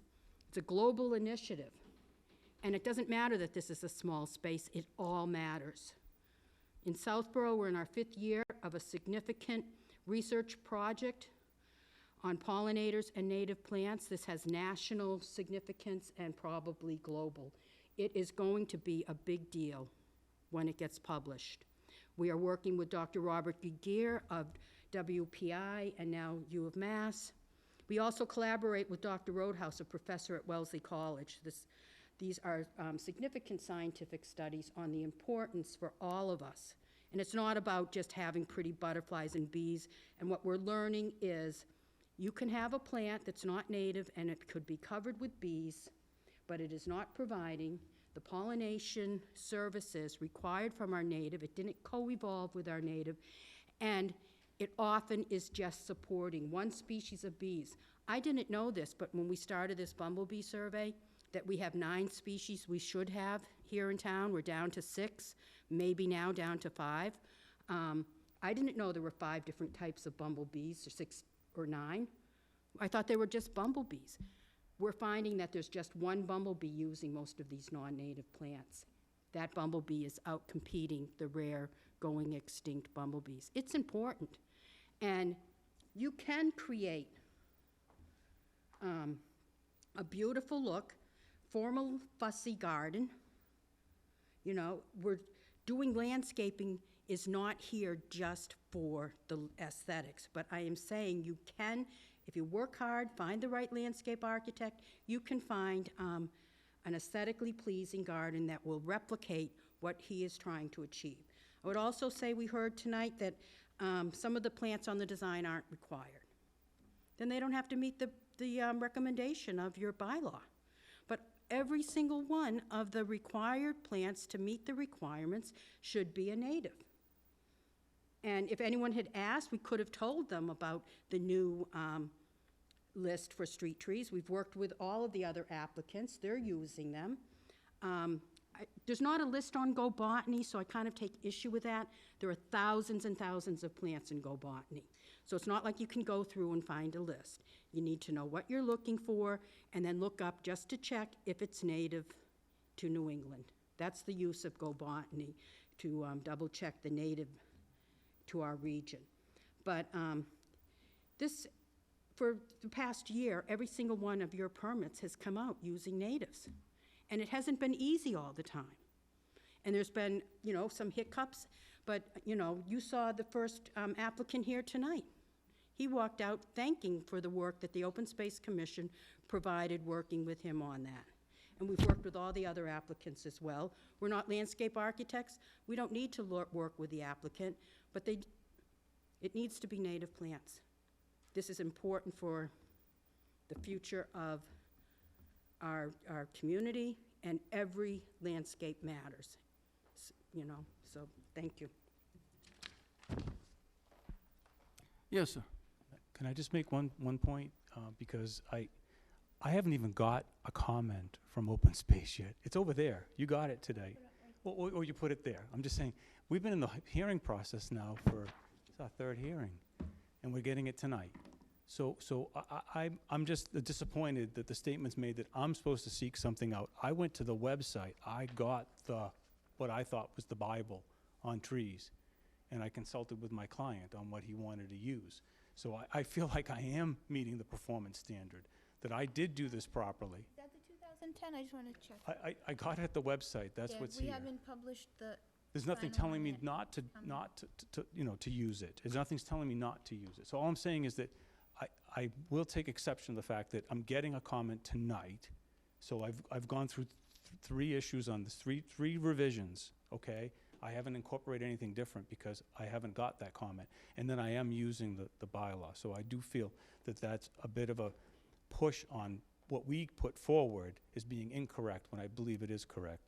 I will document the numbers that are needed to meet the requirement, and then if John wants to go forward with the additional, then we'll do it that way. We'll meet the minimum with some natives if that's what it takes. But he's trying to create a certain look, and I think that's important to this whole project to be successful. Thank you. Mr. Boland. Can I respond to that, please? Only if it's something new, please. At the last hearing, I was here, and I heard several members of the planning board strongly recommend that JDP and his consultant put natives in and also consult with the Open Space Commission if they wanted to. I also know that we didn't get this plan there were no plants listed on the first plans we saw.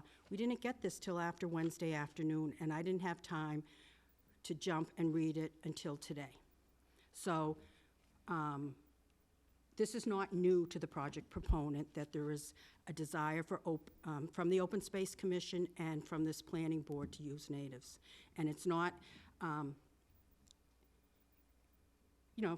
you're just getting these comments now because I just got the plan I didn't even get it Wednesday, I just saw it today. So, these are the, types of things when you're working in a fast, can't complain that we didn't comment before when we didn't get the plans.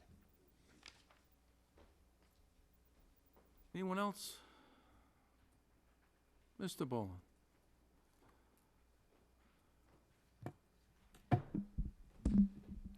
Mr. Morris, thank you. If I may ask through the chair, first, I'm Bill Boland, 35 East Main Street. I am a member of the Athletic Association, which is a neighbor to the east of the property. Congratulations, Mr. Deli Proscoli. It seems like you're trying to do a nice job with an old property and make it look good. My only question would be, and you probably answered this earlier in your presentation, but why the need to add access off of Grove Street?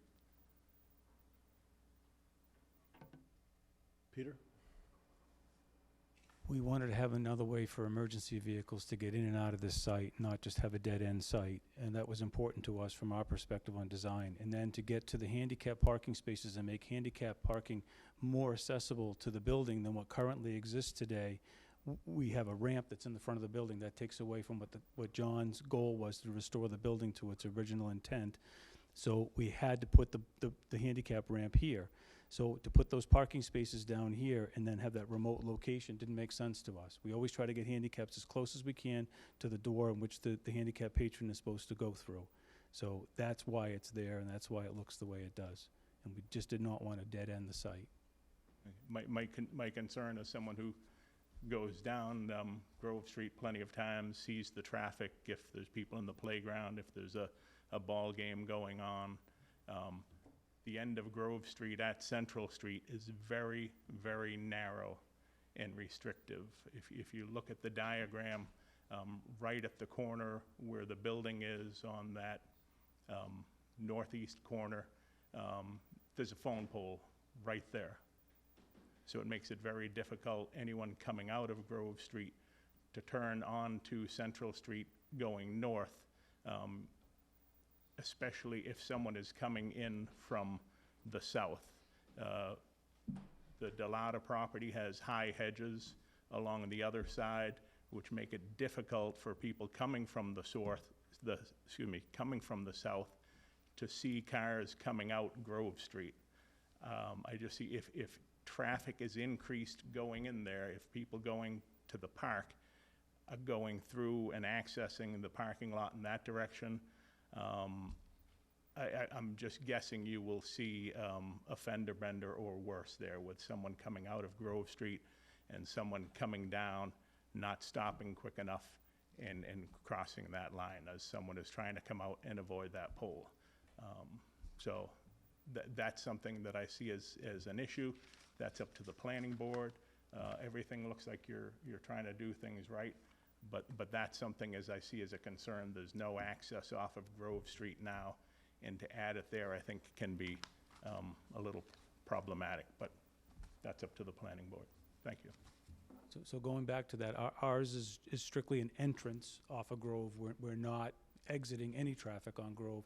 And today, that current condition is the same as it would be, because the handicap parking space that is allocated for this site is on Grove Street, and it's a parallel parking space. So if anything, by removing that, we've eliminated what I think is an impediment to the operation of Grove Street. So again, we're trying to make the best with a difficult situation there, and to have the two means of access strictly for that swing distance made the most sense to us. So I hate to depart from where we are with this, because we've spent a lot of time to get to where we are here.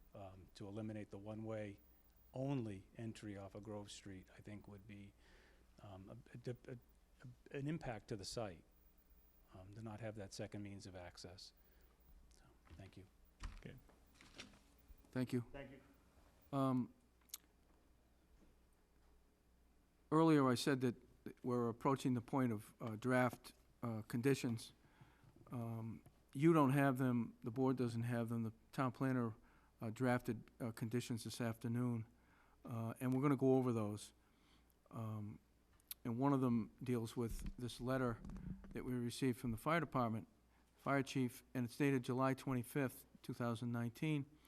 And the first part of the letter is entitled Access. And it indicates, first note, the proposed plan does not indicate appropriate compliance for turning radius. We're going to go over that in a minute.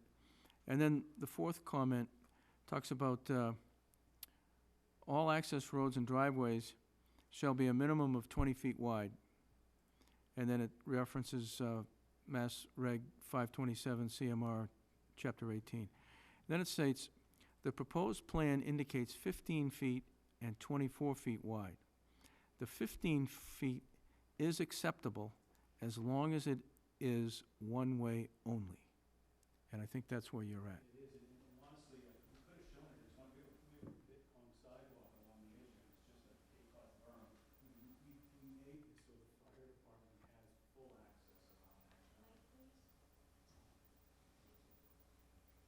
that. Start again, Peter. I apologize, I put it down so I could write.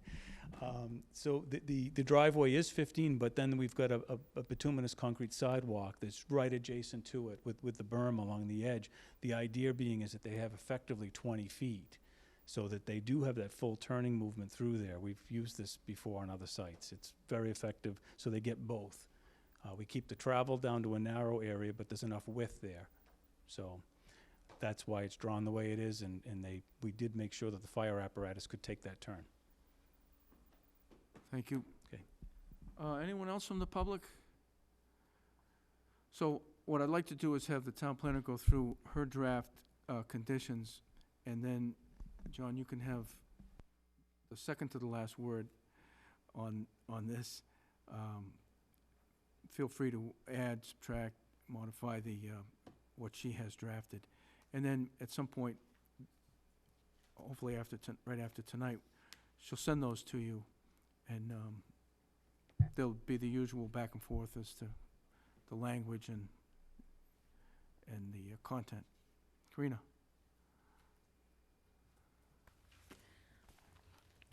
So what I do is I go through all the comments that are received from all the departments in Fuss and O'Neill and notes from the meetings, and I try to compile like the customized conditions specific to the project, and then we have the standard set at the end. So these are the ones I came up with.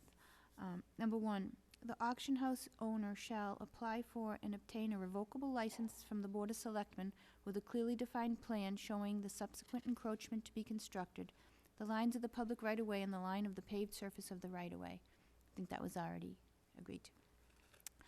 The fire department comment that Don just referred to was the proposed plan to show appropriate compliance for turning radius for the AASHTO bus-45 design standard. I believe you indicated you should probably show a sketch that could happen. You don't have to show it on the plan as long as we have a sketch on file. The 15-foot entrance to the site from Grove Street shall be one-way enter only, based on the fire department's comments. Another one, no parking sign or pavement marking shall be installed to ensure emergency vehicle access along the driveway near the building. So where the ramp is, where it says do not enter, and it's east-west there, that's where I think he wants to make sure nobody parks there. No parking signs or pavement marking shall be installed to ensure emergency vehicle access along the driveway near the building. Per the fire department, final plan to indicate closest fire hydrant to site. Had you shown that on the plan yet? Or a note to that effect? Yeah, that's a comment from the fire department. All right, then we have, per Fuss and O'Neill comment before tonight, it was final plan shall show water supply line. You've already addressed that. Okay. Per Fuss and O'Neill comment number 7, final plans shall show conservative parking calcs using the retail store parking requirement of 1 space per 150 square feet for the 4,400 square foot building, which is 30 spaces. You meet that, but the calc should reflect the proper. So just through the board on this, I'd like to list both, if that's okay, what we've represented, because again, being adaptive reuse, someone's going to come behind me someday, and I just want them to understand that we weren't being held to this very high standard with what we put together for the project. So I'll just list both. It's 3.5 is what your non-residential is, and I'll put the retail in, because there's no way the 100% of this building could be retail. But I'll put it down, just to be conservative. That's okay by me, but the board has to. I see. understand. That's why I'm just raising it, that I Okay. think having both would be helpful to the paper trail that we're all trying to create here. Okay. This was before discussion earlier, whether the traffic summaries had to be further investigated, but I think that's put to rest. Okay. External architectural features shall be preserved and/or restored only as approved by the Historical Commission on the letter addressed to the Planning Board dated June 26, 19th. That's kind of memorializing that the Historic Commission letter is part of the decision. And then per the adaptive reuse of historic buildings, the copy of the septic system and the stormwater management plans are supposed to go to the building commissioner and the Board of Health. So that we just make sure they get them. Final plans shall show that the flagpole is lit from the pole up, not from the ground. Shutters will be final plans to show shutters will be included on all of the windows that can receive them, and they'll be permanently open. I'm not sure if that's It won't be on the dormers, they will not be. on the doghouse dormers, no. No, that's where, you said we're the ones that can receive them. That's what the photograph shows. anyway. Yeah, that makes sense. And then we have standard conditions. Hours of operation are usually helpful to include in the decision. You have them on the sign? Okay. Then the standard conditions that we usually have are, except for specific waivers granted, the applicant shall comply with all provisions of the general bylaws, zoning bylaws, and all the rules and regs applicable thereto. The applicant shall pay all fees of the town of Southborough imposed generally for construction projects and for the purpose of monitoring compliance of the construction and occupancy of the project in accordance with the site plan approval as applicable unless expressly waived in this decision. So if there's some kind of inspection that's needed during construction, By the planning board, you mean? yeah. Or like Fuss and O'Neill's required to go check something that, they'd provide an estimate. Yeah. Okay. 2, all restrictions and conditions on the Board of Commission, from other boards and commissions required pursuant to other permits related to the project shall be complied with. 3, allowed lighting for the development will be as shown on the approved plans and as per the lighting specifications and photometric plan is approved. The planning board shall be notified upon completion of the lighting installation. After said notification, the planning board shall have 1 year to review illumination. During this review period, the planning board reserves the right to require adjustment of the number and/or intensity of exterior fixtures if it determines illumination is insufficient or spillover into adjacent property is excessive. This is subject to the understanding that lighting levels will not go below standard safety requirements. I had in here that light fixtures exterior shall be no greater than 3,000 degrees Kelvin color temperature to reduce blue light, but I don't know how that works with the fixtures that you've proposed. That's what we put, we have that note on our plan. You have that, okay. Good. Just a couple more.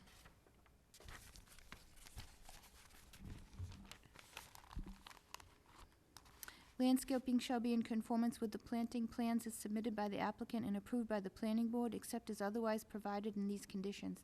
Such landscaping shall be maintained, repaired, or replaced by the owner as needed to maintain compliance with such plans throughout, and typically we have the life of the building. I'm not sure if that should be throughout the proposed uses of the building, because if somebody changes the use, they have to come back for site plan approval. So, if you say the life of the building, that means the current owner is like responsible even if it passes on, right? The owner as needed to maintain compliance with such plans throughout the life of the building. So if the owner changes John's responsibility ends, I'm just not clear the time frame of that. I wanted it to be clear. Well, you can also get a very damaging frost sometimes. I mean, sometimes plants die, you have to replace them. Yeah. So that would be required. But I'm just worrying, my thought is how that was phrased. So if it's throughout the life of the building is acceptable? When you own it. It sounds like eternal care, I mean. That's what I'm saying, right. So we have to work on that one. It's supposed to be, I think that there's gotta be something, you can't, but I don't know what the right words are, so. So this is something you haven't used before, then? This is like it a is, whole... we say the life of the building. You always say that. Yeah. Okay. Or in the previous past, it was, it just said must be in compliance with such plans, and it stopped. So then we wanted to make sure that the landscaping is maintained as long as it's used for what you're using it for. So the site plan is supposed to be in compliance while that site is what it is. Yeah, I think what I would just suggest maybe you offer is that the site plan can be updated in the future, and then that could be revisited, so that would be the other threshold. Well, you can always come in with a modification. But the exactly. planting that's promised here Mhm. is the planting that's supposed to be maintained. Agreed. That's fine.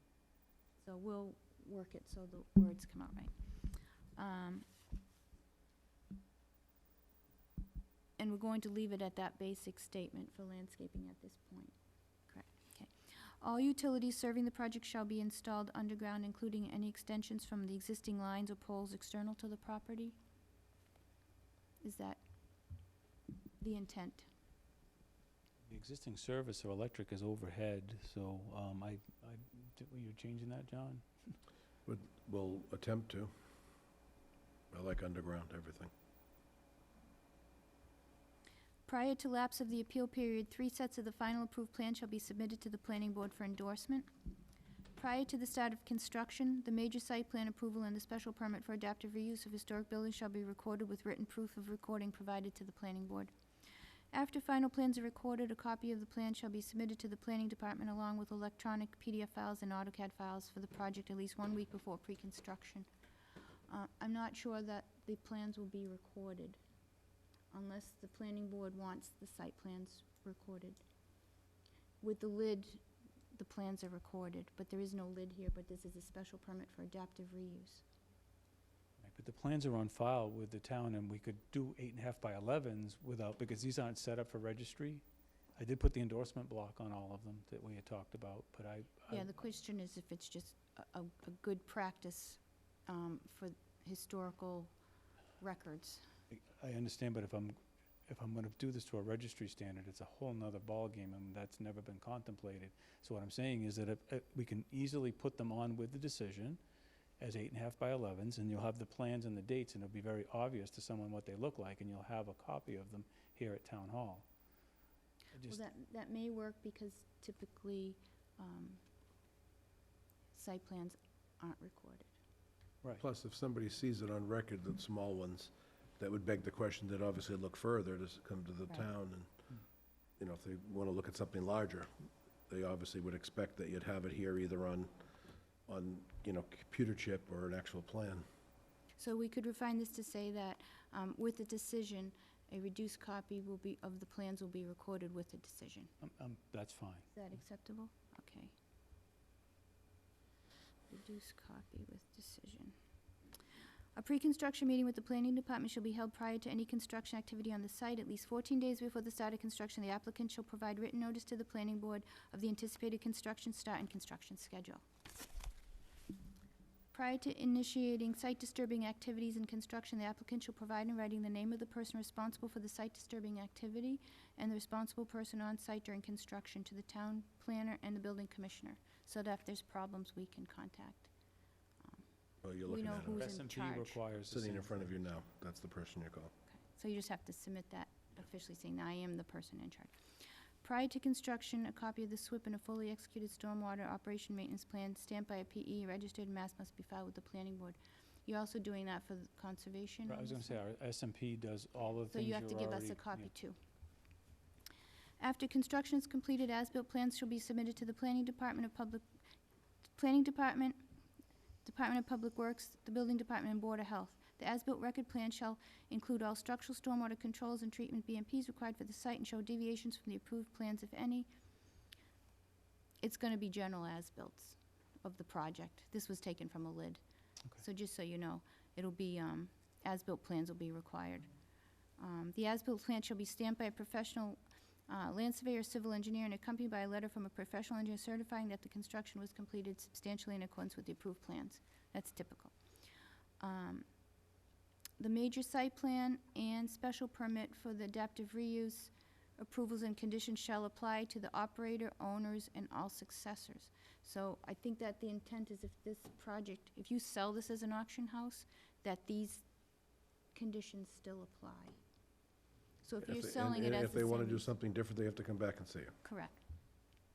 It's just, and this is in case there's any revisions that get missed.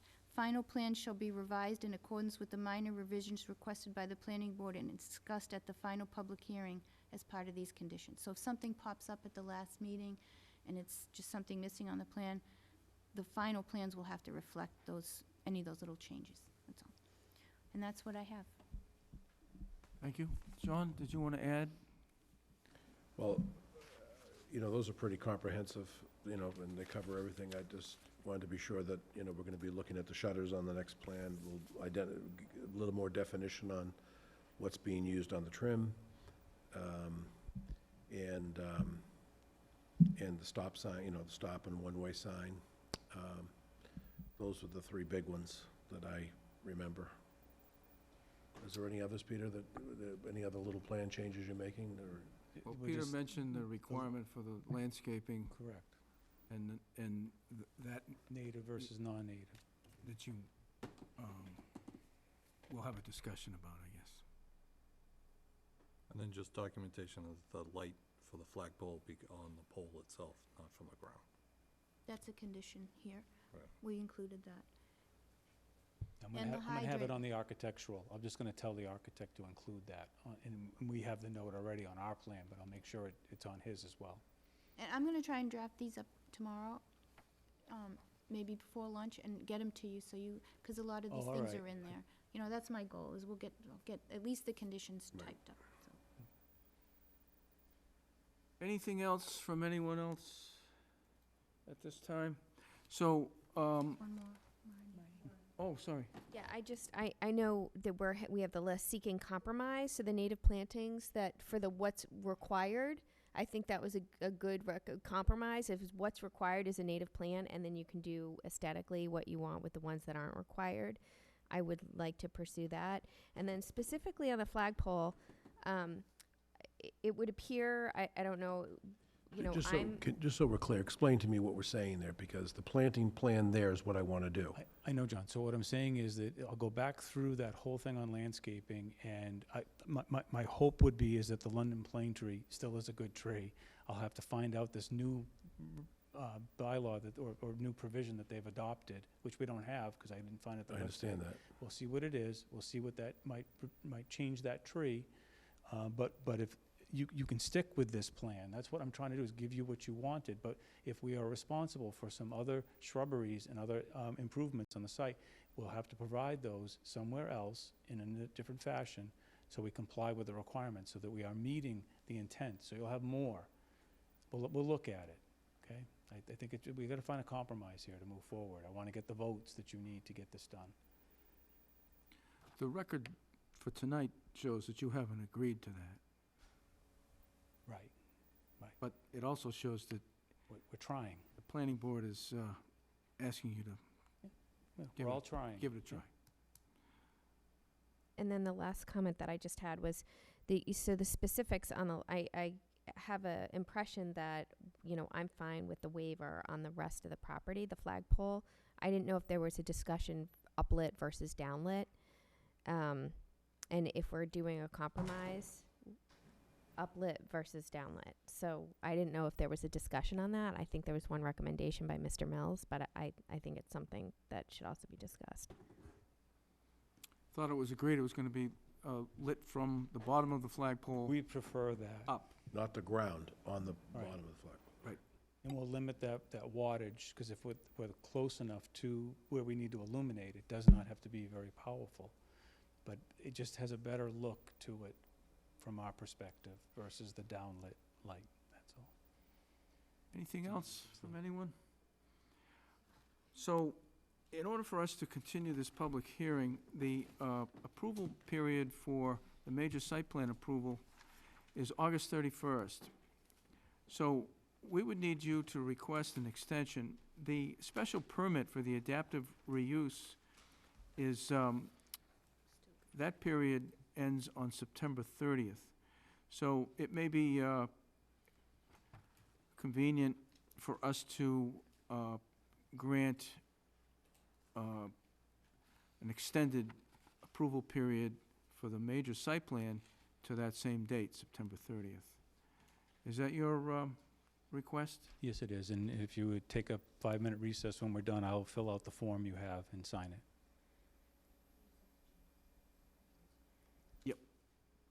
As it turns out, our town planner is way ahead. She has one prepared. She's just changing a date to September 30th. Mr. Mills? Mr. Chairman, I'd like to make a motion, we accept the applicant's request to extend the major site plan approval period to September 30th, 2019. Second. Motion's been made and seconded. Any discussion? All in favor? Okay, we've extended the approval period, which now allows us to continue the public hearing. Mr. Mills?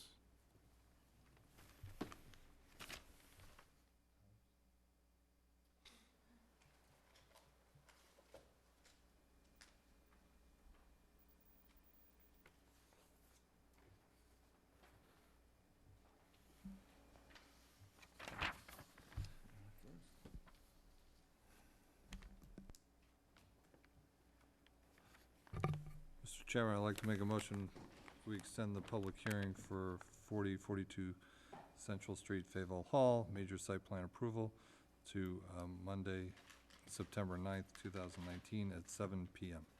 Second. Motion's been made and seconded. Any discussion? All in favor? Continued that hearing. Mr. Mills? Mr. Chairman, I'd like to make a motion that we continue the public hearing for 40 and 42 Central Street, Fayetteville Hall, special permit adaptive reuse of historic buildings for Monday, September 9th, 2019 at 7:05 PM. Second. Motion's been made and seconded. Want to note that, and express gratitude that we have two selectmen here tonight attending these hearings, and I think it's really important and appreciated that they're here so that they can see firsthand how this is going to unfold and hopefully come to a happy ending. Motion's been made and seconded. Any more discussion? All in favor? Okay, we'll see you on September 9th. Thank you. Mr. Mills? Motion for a 2-minute recess. Second. Motion's been made and seconded. Any discussion? Hearing none, all in favor? We'll see you in 2 minutes.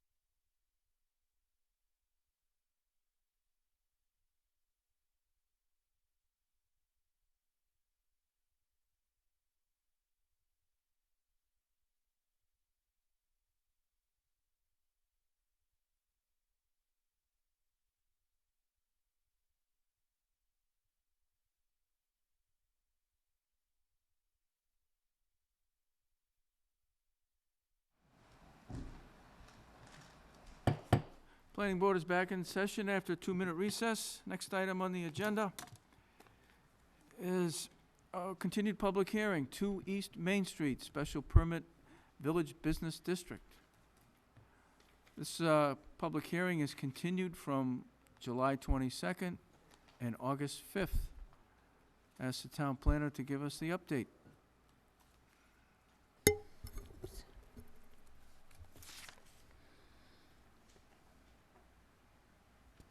Okay, here we are. Since the last planning board meeting on August 5th, let's see here, getting there. We received a third submission from engineering design consultants owned by Peter Bemis. The submission was sent to Fuss and O'Neill for review.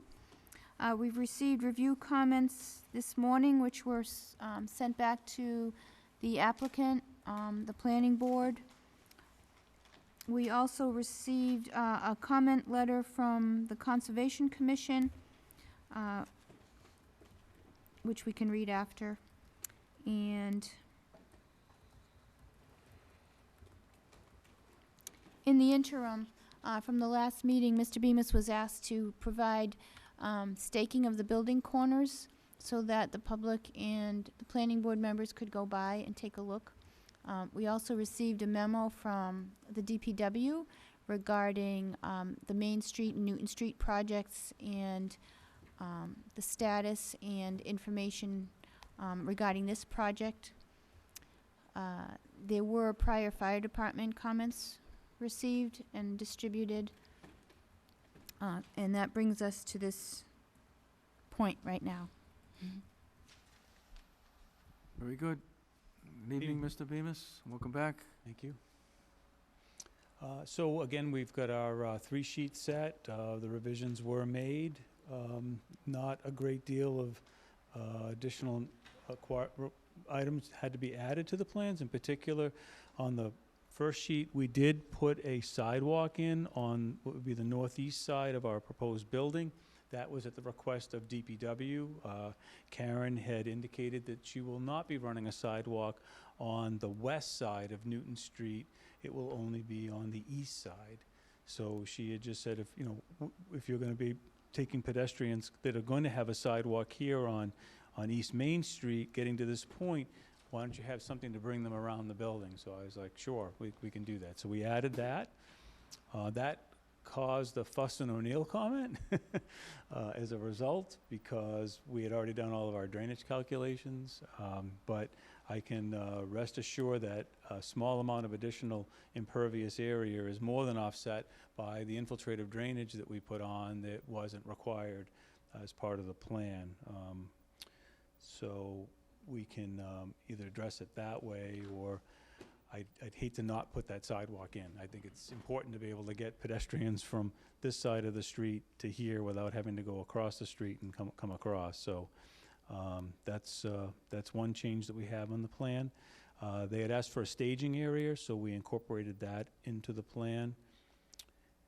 As far as the landscaping, I know there was discussion at the last meeting about sugar maples not being as hardy for salt tolerance. So like on the previous proposal with Central Street, I went with the London plane tree because I read it in the book and thought it was a good tree after I looked into it a little bit. It is a very majestic tree. So we substituted that everywhere we had a sugar maple. We also put the Latin in for that. And then on the dogwoods, as I said, the flowering dogwood is a native. I did put in its native Latin name. The one plant community that I have not changed, it was the green giant arborvitaes that are going to go along the northern side.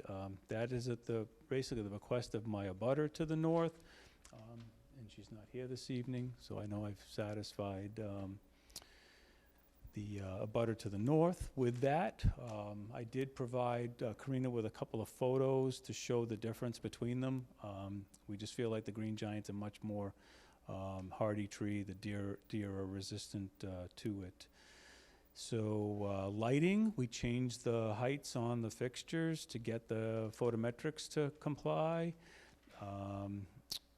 We did use that hooded fixture along the front. I did go out and look at intersection of Main at midnight one night after a public hearing in another community. There's a lot of light out there that's just in the street. There's a light fixture at the corner of Boston and in East Main that's right in front of Lamey's. And that's putting a great deal of light in that intersection because you want it to be a safe intersection. But I can assure you that any lights that we have over here, it's going to be more than made up for with what light is available from that street fixture that's there. I think that was it on this sheet. And then on details, we added a stair detail. And then again, on the fuss comments, they thought it was a discrepancy, but it honestly is not. The top of the stair is at 301, and the shot at the road is 100.5. Basically, that's what the existing asphalt is at that location. So when Karen does her sidewalk, it's going to be at 301. So what we're trying to do is mimic what is going to be there. Yes, the sidewalk's not there yet. Hopefully it will be there in short order, but that's what we were designating, is that when, if my stair's there first, then Karen's sidewalk would meet my stair. If the sidewalk's there first, then clearly my stair will meet the sidewalk. We did stake out the building corners, as was requested. If you were to come down and do the sight line from Newton Street and look down, you'll see that it's right in line with the barber shop, which is 10 feet off of the back of layout. And then if you look a little past that and you look at the cleaners is on layout, as the buildings are on the south side of East Main and Main. So you can see what the difference is when you're either right on layout or when you're 10 feet back. So I'd be happy to answer any questions. I think I covered most of what Fuss had in their cover, so we really didn't have any serious separation. We did put in a request for waiver on the parking space size. So we hope the board would support that. And we did provide you with a traffic analysis. The traffic data for this project was current. We got that because of what you just did for your improvements project. And there's a lot of traffic on East Main Street in Main, Boston Road. And this project does not, I think you're looking for a 10% impact, and we're well below that. So I'll be happy to answer any questions. Thank you. Thank you. I'll open up to the board. Mrs. Houlihan. I'm going to pass. Can you come back to me? Thanks. Mr. Mills. So, thank you. I think I'm going to start with the thing we spent a lot of time talking about last time, the water coming down East Main Street. So I took that to heart, and I think it was the next Wednesday, we had that massive rainstorm. I think it was 9:30 at night. I got in my car, Suburban, so I wasn't going to get washed away. Drove down there and hung out as it was pouring. And my wipers were going so fast I couldn't even take a video because I couldn't really see it intermittently.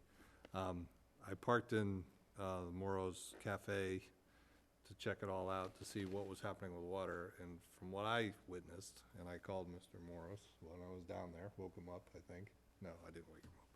But there was a lot of water that came down. It hit the railroad tracks, and then did not cross the railroad tracks and went under, or went down along the side to the east and kept going down that way. I did not see anything coming over, so. Thank you. That's what we have documented, and that's Yeah. what we believe we've proven with what's there. Thank you. So that's what I saw. I mean, there was a lot of water coming down East Main, but it didn't come over the train tracks. It just then came down and went. It comes down East Main and stays by the bank. Down by the bank. Day before yesterday, they had it. Yeah. Probably The drains. Why don't we, So I'm just saying what I observed as it was raining. And, you know, I was looking too to see if there's anything going in the Moros and the window wells or anything. I didn't see anything. So, so from that aspect, I just wanted to acknowledge I did do that. The other pieces, I mean, I did walk around for the staking where it was in the town, so I appreciate you doing that. It definitely gives a purview of how close it's gonna be to the road. It seems a lot closer to the road now than, you know, until you put in the sidewalk and everything. Oh, because the pavement comes right into my site. I mean, that's, Right, no, I'm that's just- that's what is the part that you don't understand, is that asphalt is coming right into the sites. Right. So, other than that, the only thing I really had was, I think on one of the Fussin O'Neill comments, it talked about it being mixed use. Was that right?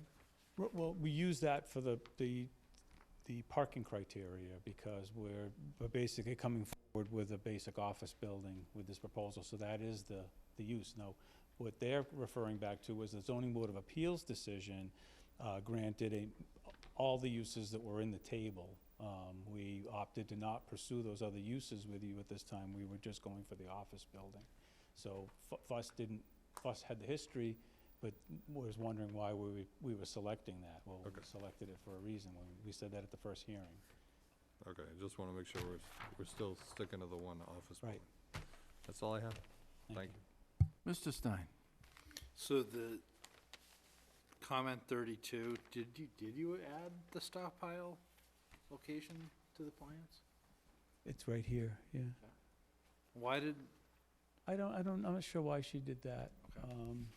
You know, if she's looking for an additional one, you know, through our conservation, you know, permit approval, I mean, we certainly would use an area here, but what I had said to her is, as the parking lot and the building are getting constructed, if I had to designate an area that's outside of both of them, that's the only spot that I can do it, and we stayed outside the 25-foot buffer zone. We presented that to the Conservation Commission earlier, it was last week, and they all assented to that provision that these changes go forward. So they saw the sidewalk, they saw the stockpiling area here, and I talked to them about the infiltrative drainage piece. So those were the pieces that we reviewed at the meeting. I'm not sure why Amy had that carryover, but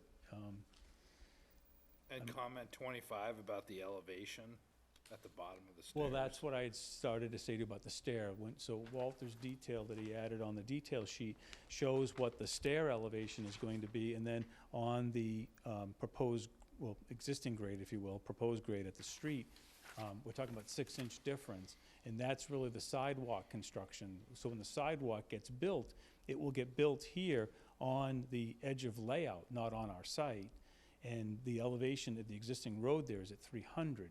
So the sidewalk would be 6 inches higher.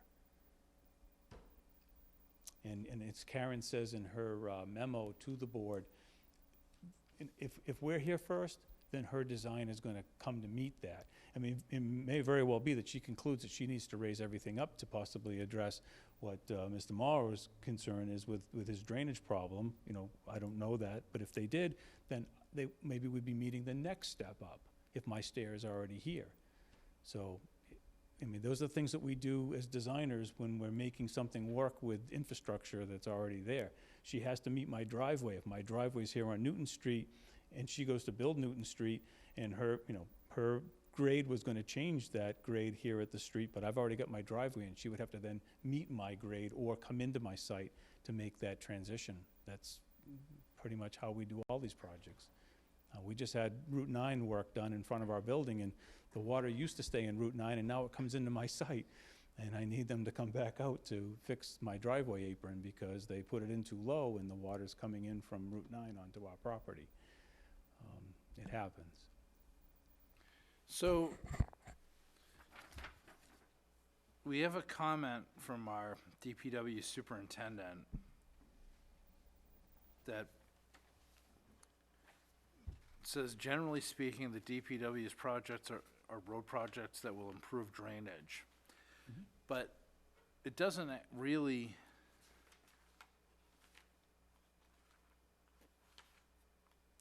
so I guess, you know, and I appreciate Mr. Mills's efforts going out in his Suburban and observing the rain flow. But I also hear the comments of the abutters who come to these meetings and have a different side of the story when it comes to the drainage. So I'm not sure where that leaves me as a voting member on this project. I still have some concerns about the infrastructure. I appreciate what Andrew did in his comments. And I'm not disagreeing with it. I just also, I feel like I would like more from our DPW superintendent in terms of input on this project. I don't feel like it's up to individual planning board members to visually observe during a rainstorm and base the vote on that. It's just my opinion. I would like something from Karen addressing the concerns of the abutters when it comes to the drainage before I support the project. Jesse, can I just add something, because I didn't say it at the beginning? In addition to the memo, Karen Galligan said that they are aware there are drainage issues, and that once they get permission from the CSX, that she will have another public meeting about the project to listen to the concerns and make sure that they have addressed what they can with the road project. So Where is that correspondence? that came after, when I received this memo from Karen, I contacted her back and said, is there anything else you'd like me to extend about the drainage part of it, after I read the memo? And that's what she said. She said that we are aware that there are drainage issues, and that once we get the permits from CSX, we will have another public meeting about the project to listen to concerns and make sure we have addressed what we can with the road project. So when she says the project, what is she referring to? The roadway project, the roadway Which improvement. doesn't go to this part of Main Street, right? No, this portion, so there's the state portion, right? Okay. Which is covered by the tip, then there's the town, I'm sorry, I just want to be 100% clear that we're talking about this. yes. We're Here. talking about Main Street and Newton Street, Okay. right at that corner. It includes that corner. Okay. So how would we, as a board, approach that? Would this be in our order of conditions, that this be addressed? Go ahead. Do you want to make a comment? No, I just, our conditions Of approval. typically are for this project specifically. We couldn't condition him on, you know, something the town has to do. Well, okay, but, well, let me put it another way. I guess it would be hard for me to vote in support of a project if the infrastructure wasn't there to support it. So- That's what I guess what I've done was document that we did, and that's why I went ahead and we've been showing a culvert here, and then we show its connections. We went so far as to actually show its outfall. Mr. and that- Bemis, I'm not questioning your submission. I'm talking about it from our own DPW. Okay, there is a design plan, and I did show that at the last meeting, that shows the improvements that are proposed there, and everything that we're doing does not interfere with that. And so what as I said in one of the meetings, I don't want to get tied into what the town may or may not do here. I understand. I your want to be able to position. develop my site, you know, as cost-effectively and as properly as I can. And what was important was that the abutter to my south, across the way, indicated that somehow our site was impacting their site. I've documented that it does not. There is a channel here, there's a culvert. That culvert comes to this catch basin, drain manhole, excuse me, comes to this catch basin, and then it goes out. It does not come back over to their property, and that flows just fine. So I'm not changing that, I'm not impacting it any further, and I've documented that.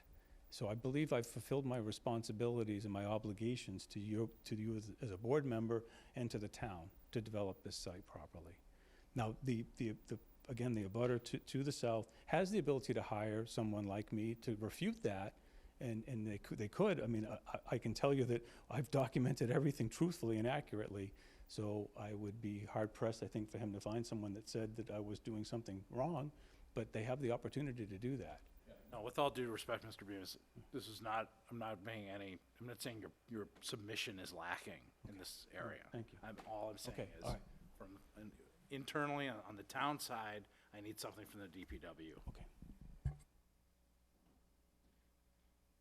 Well, at the beginning, that was one of our big concerns, especially when you presented the project initially. The big concern was, you know, you've got two public ways, you're on the corner there, there's drainage issues, and then, as you stated a few minutes ago, the pavement is here, there, and everywhere.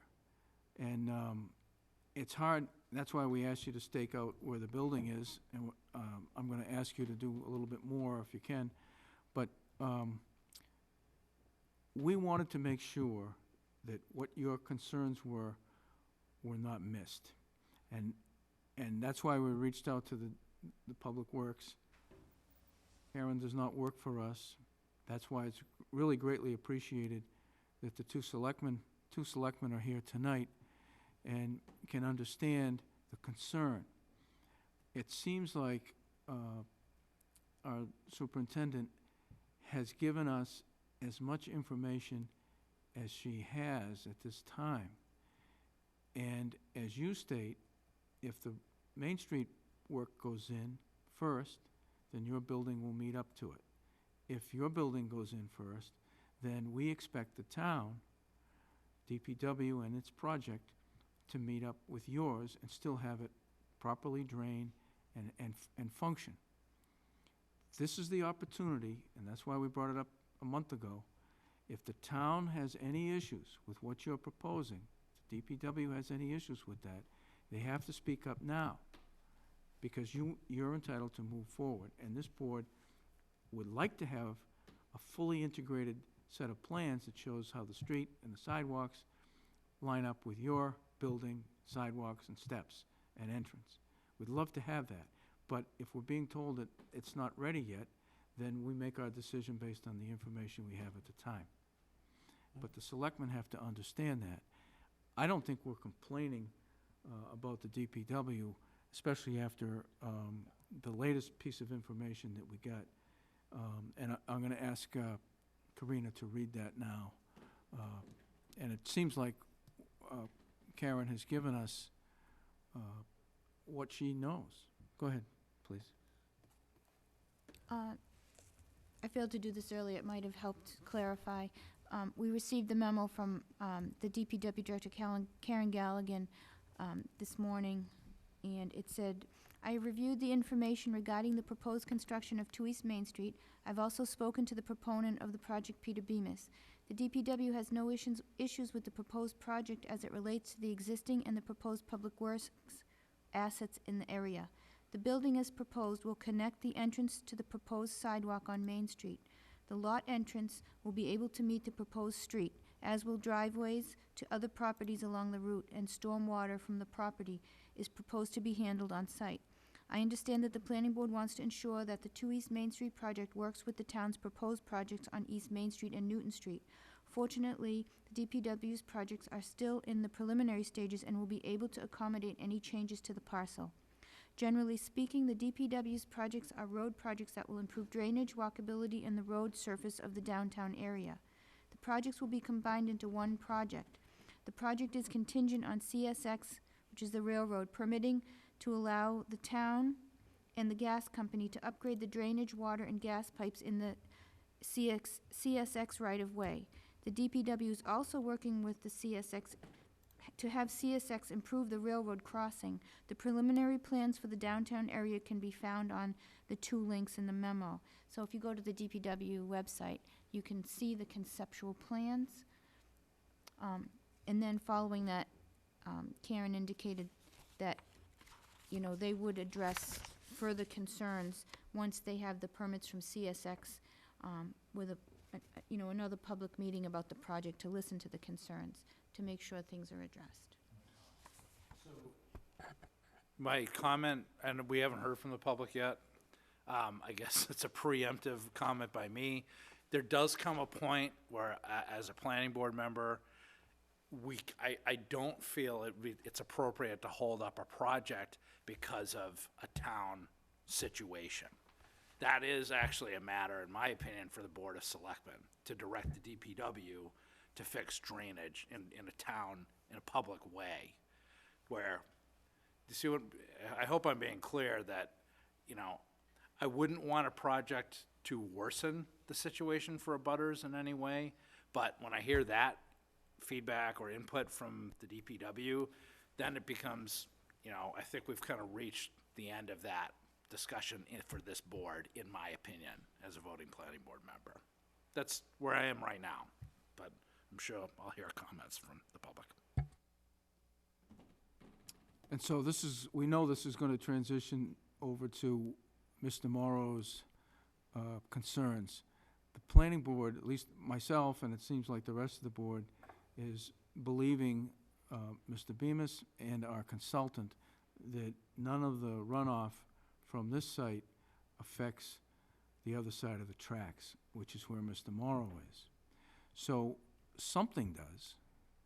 Something is impacting Morrow's. And I believe that that's beyond the scope of this project and our jurisdiction. So fortunately, again, we have two selectmen here that I believe have to focus on Mr. Morrow's problem aside from this project. And I'm glad that they're here. And I hope that some attention can be brought to that. Mrs. Luttrell.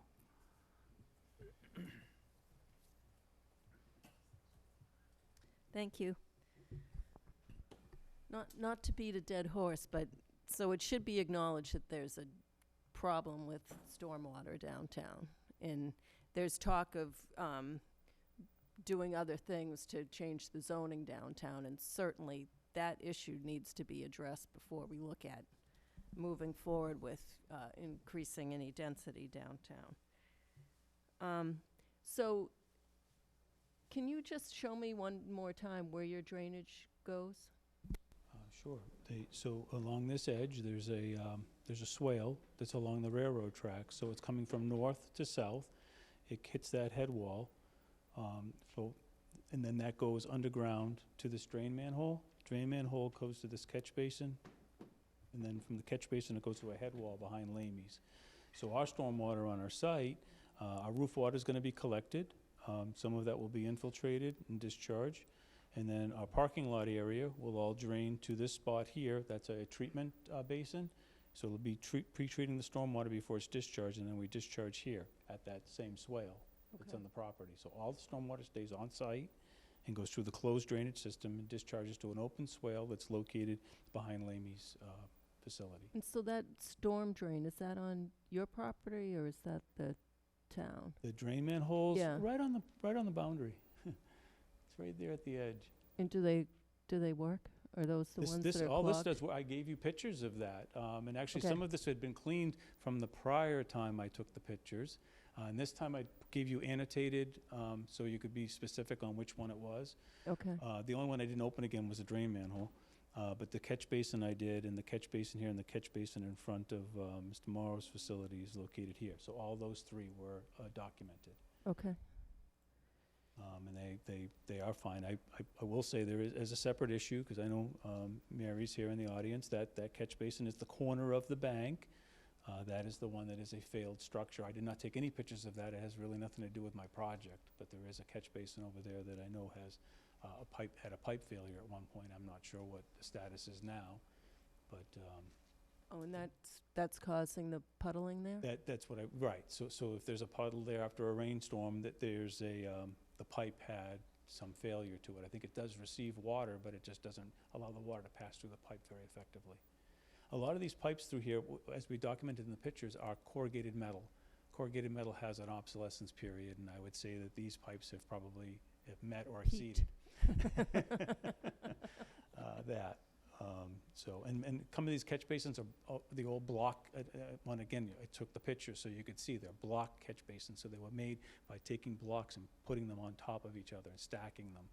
Again, we just don't do structures. We use precast structures today. We have deep sumps in those catch basins. We don't have very deep sumps here at all. So again, all the improvements that the DPW is proposing to do through here will be all of those normal things that you expect to see today in modern drainage systems, to replace the what's inferior.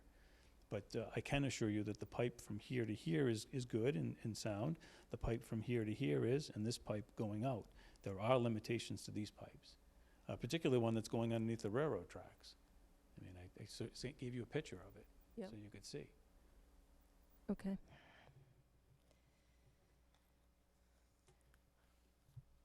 Onward. So what is the material you're going to use for the exterior of the building and the roofing? I mean, it's asphalt shingle. Ron prepared that plan. I believe the siding was a cedar siding.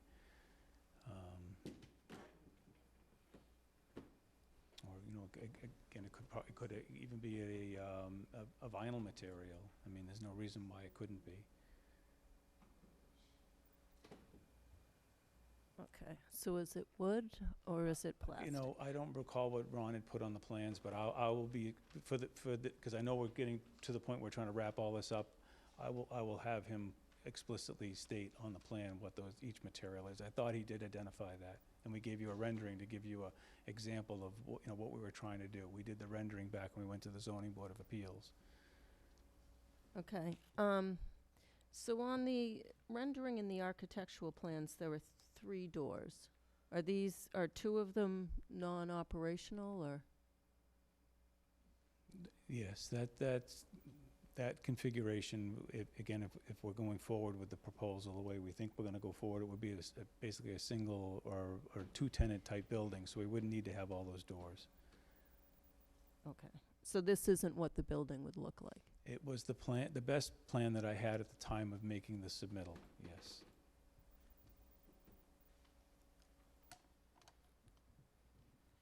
I will refine it further, and I will put more definition in it so that when you make your decision, it's something you can tie to it. I've been spending more time on the site components because they were a little bit more challenging than the building. I can assure you the building will be in keeping with the neighborhood. If I could, It's all important. because this is a village business district, that level of detail I has to understand. be provided. Okay. I thought everything was labeled on the plan, the What- architectural plan, but I'll make sure it is. Down to the windows, the doors. Okay. Color, the trim, all that stuff has to be on the plan so we know what we're approving. Okay. And the neighbors get to comment, or see it and possibly comment on it. And the board would take that into consideration. Okay. Until that happens, then I don't think that you're gonna get a vote. It's gotta get down to that level of detail. And you said you'll provide it, so, I would. sorry.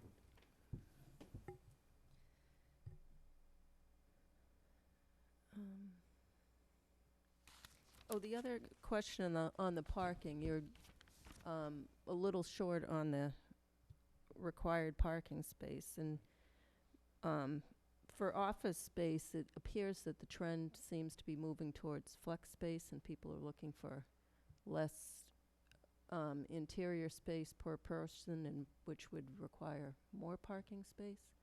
So I'm wondering if you Again, have enough space. I think we have enough space here. There is parking on the street, and we're trying to encourage more of that ability to park on the street. I know Don said a couple of times that there's selectmen in the audience. I mean, we'd like to try to see having some parking spaces go up Newton Street, because there's room for it. And I think it would slow people down that are traveling on Newton Street. So, I mean, at some point, I'm hopeful that some of those things can be incorporated into the plan, so we can bring a more vibrancy down to downtown Southborough. But I can only put the number of parking spaces that are shown are the parking spaces that we need and want for the site. Okay. And they're smaller, They're 9 foot versus 9.5. I'm asking you for that waiver, yes. okay. And they're smaller just because you couldn't get in the larger size, or? Then I lose one more space, and I just don't feel as though the 9.5 is going to be is going to make that big a difference with the way the parking is distributed on the site. Clearly, if you go further north on our site, you'll go to a parking lot that has much smaller parking spaces there. Oh, they're awful. Okay, but, so I'm not asking to go to that, to that level. I'm just saying that I believe 9 foot is customary. It's what you'll find others in the area have for their parking lots, and that's what all we're asking for, is to be able to follow that pattern. Okay. Okay.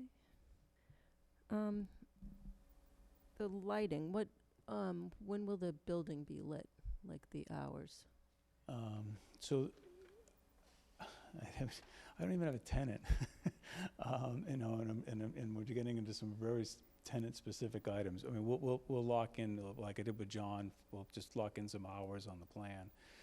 But I would definitely want to go at least a half an hour after business close for safety. But I did go downtown to spend some time to see how much lighting was there and to look at some of the fixtures that folks had mentioned. And I do see where some of their concerns are with some of the fixtures that are on all night long for general security. But I don't believe any of the light fixtures that we have are going to be impacting anyone, because they're designed to meet a standard, whereas some of the existing fixtures that are there aren't designed at all to meet any standard. So, but I will limit it. We're going to want some general lighting for securing of the building or in the overnight. So I think there would be some lights that we'd want to have on around the perimeter of the building. So I'll have to look into that and define it. But we don't have to have the whole parking lot lit up all night long, no. I'm going to ask you another question you're not going to be able to answer. Okay. When will the dumpster be emptied? Well, I again, just say it because they're so loud and they wake up the whole neighborhood. Again, I haven't even gotten that far yet, but we'll have to just, we'll put that on the plan, and we'll have to live with what we write. Typically, we want to do that before, so it's not, it'll be after 7 in the morning, but it wouldn't be, and we wouldn't want to be doing it, at 10 at night either. So, we'll lock down a time, and I'll Okay. put that on there as well. Okay. And thank you for staking that really, and it seems very close. It's, I'd like to be on the edge of layout. I think it would look better, honestly. but Yeah. That's okay. And it seems like will be huge on, kind of overwhelming on that corner. I hope it's impressive on that corner. That's what I want it to be. I think it's the town, if you go back, I think I did bring the old plan. Yeah, I mean, that's what was there for probably, I don't know, 80 years? It Yeah, burned down in what's- 50, so that's what Mr. Cleary told me anyways. When he was a young boy on his bike, he remembered that day. So this is easily, going back, would have been 80 years, I think that building had been standing, so. And what are the square footage on those buildings? This building went all the way down to, that's Jermaine's home that's right here. Oh, So okay. the building went all the way down to the end of the lot. Okay. The Seelys owned the whole block. I think it was brothers, there was 3 or 4 brothers, Seely, and they owned all this land. So that was their buildings. So it was just one big So it was pretty much conglomeration of built out building. on The the whole lot. corner, yeah. This was the livery, so you would, go in and repair your wagon and your horse and went from one end to the other. Now to my favorite subject. I'll turn to that page. So And I thought I had natives because London Plain was, in the book. So Dogwood, good. Okay, Astor, good. yeah. Everything else, no. And so I agree, you have said that you want to go with the arborvitae because of the deer, and I'm okay with that. I sent you the picture. Right, I I'm just- so I'm just okay so with that. tired of seeing it, But- okay. But the other things should be, Okay, but the native. Sweet Spire, the IKEA, that's supposed to be native. southern United States, Virginia. I'm going by what I found in the book. The daylilies was important. We wanted the color, so I'll come back to that. And then the grasses, we just wanted something drought tolerant, because there'll be times when those other things aren't going to fire off, but the grasses are going to be there. So Would there, I'm gonna ask that again, that we're gonna give you as many natives as we can, but I'm gonna exceed the requirements, and I'm gonna ask for either a waiver on that, or that I'm doing more. And therefore, I can complement it with something else that I know is gonna survive and be hardy. but, so at the first meeting, you said that you were adamant about the arborvitaes, and the rest, Oh, yeah, the yeah. rest that I was would be trying. native. Yeah, I'm trying. But, so now you're saying If you you're can give me some adamant color. about the. No, I just want some color. So can you help me with I've looked, the other plants, some of them grow so large, they're inappropriate to put in front of the building. I'm looking for a small perennial that has color for the summer. That's why we picked the daylilies. So many proponents have spoken to the Open Space Preservation Okay, Commission. I'll ask Freddie. And they've been But very, very if you can't helpful. give me a good color, then I'm gonna wanna come back and ask you for a waiver on that. I'm sorry, I want some And color I know in there are front lots the of building. native grasses. They're all big. I couldn't find one of them that was, the Hamlin is nice, it's small, it's compact. That's why we picked it. I'll see if there is one, but I'm gonna come back to it if I get stuck. All I'm right. sorry, I'm trying, Thank you. all right? Mrs. Houlihan. Thank you. I know Mrs. Luttrell said she didn't want to beat a horse. I'm going to beat the horse. Selectmen, we definitely have an issue with the drainage situation. I believe it is beyond our scope, as Chairman Morris has mentioned, but I don't think it's okay that we let this lie. My biggest worry is around the DPW statement that this is a contingency plan based on CSX agreeing. So, this project will go through if CSX agrees, but, I think we need to do more than just relying on CSX. We have to make sure everything on that road is fit for everybody involved. Okay, so thank you for letting me beat that horse. I think that was really, I think the only comment that I had is the minimum setback is 10. You barely go back 10 feet. I think Ms. Luttrell's comment that it just seems like a foreboding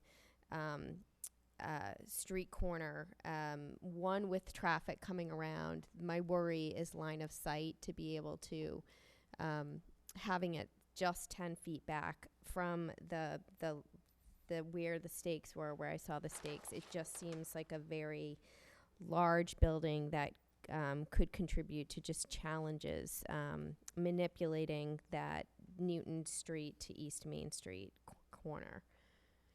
The one thing I can assure you is that no one will do what they do today, which is they look right and they drive right through that intersection because they have a clear line of sight all the way down. When you get to the stop sign where you were supposed to stop by law, you have plenty of sight distance to the west. And that's what people will have to do from now on. There's been screaming for a building to be there for a long time. Everyone who complains about traffic in downtown, and some of the neighbors are here and they've witnessed it and see it, it's because there's nothing to slow you down and you keep going. And that's why I said I think it would be great to put parking spaces on the west side of Newton Street as well, because that will slow people down. It's a race course, and I don't disagree. Yeah, no, This will slow everybody down, and they'll have to stop like they're supposed to.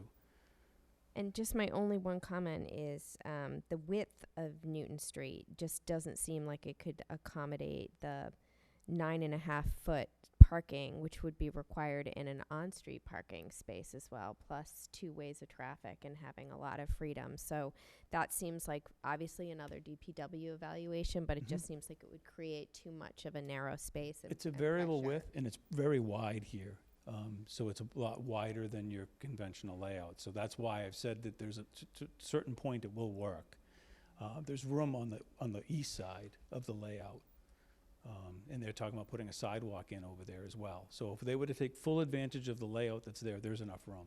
But again, if it doesn't come to fruition, it doesn't have to happen. I'd like to see it, or at least try. Yep, those are my only comments. Thank you. Thanks. So going back to the parking, Fuss and O'Neill says you're one parking spot short. And we've heard for a number of years from the Economic Development Committee and the property owners there that in addition to the major problem with the septic, the other problem that's at the top of the list is a lack of parking. So I'm not sure how this board can approve a project that's deficient, even if it's by one parking spot. We're supposed to try to support, the economic development. And so I'm not sure if we can do that. I think you're going to have to take a hard look and see if you can get that one additional required parking spot in order for this board to approve that. Well, I know that economic development was talking about trying to get an off-site or parking that's- spot somewhere, and I thought there was actually a provision that did allow you to go under, especially in this location. I mean, there are buildings in downtown that don't have any parking on site. Right, but we have a fresh, clean site here, and for us to approve, actually, it's 2 parking spots that you're deficient. You have 23 and the requirement's 25. So. Well, that's rounding up, right? It's 24 and a half is what the calculation is. Sure. Okay, I'm just trying to be accurate in that, and I suppose we could, come back with the compact parking space. I was trying to avoid that conversation, to go with what we could put there. I think you're gonna need to take a hard look at that, Peter. Okay, all right.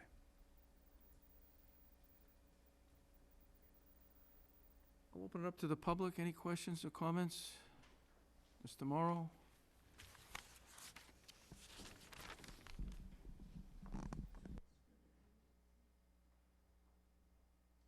Yeah, Steve Morrow, Morrow's Village Cafe, 2 Main Street in Southborough. I've been in business in the village for over 50 years. I know I don't look that old, but it's been over 50 years. My dad started back when I was 7 years old. And I've been at 2 Main Street, 4 Main Street, 6 Main Street, and 2 Park Street. In all 4 of those buildings, I have witnessed the groundwater coming up through the floors and pumping out constantly when the ground table gets so high. I know I appreciate Andrew, going down and taking a look at the storm water, but this is really the groundwater that we're talking about.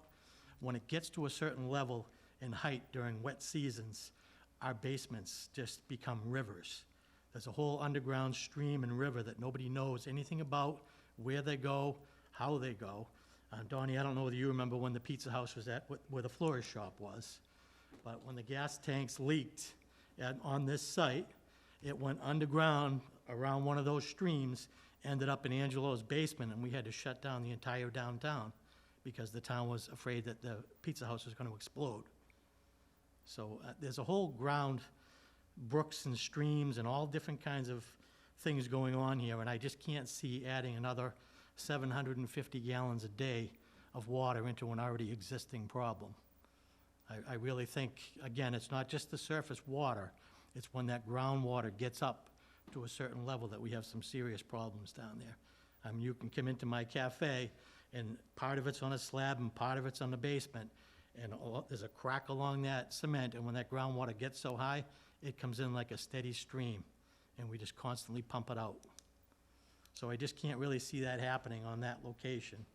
I know he talks a lot about office space and et cetera. To me, the septic system that they want to put in here is excessive for office space. It doesn't need to be that big.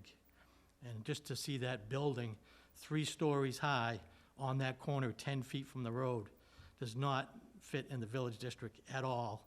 And I don't think anybody can show me any building that even looks anywhere near similar to that monster that's going to be on this corner.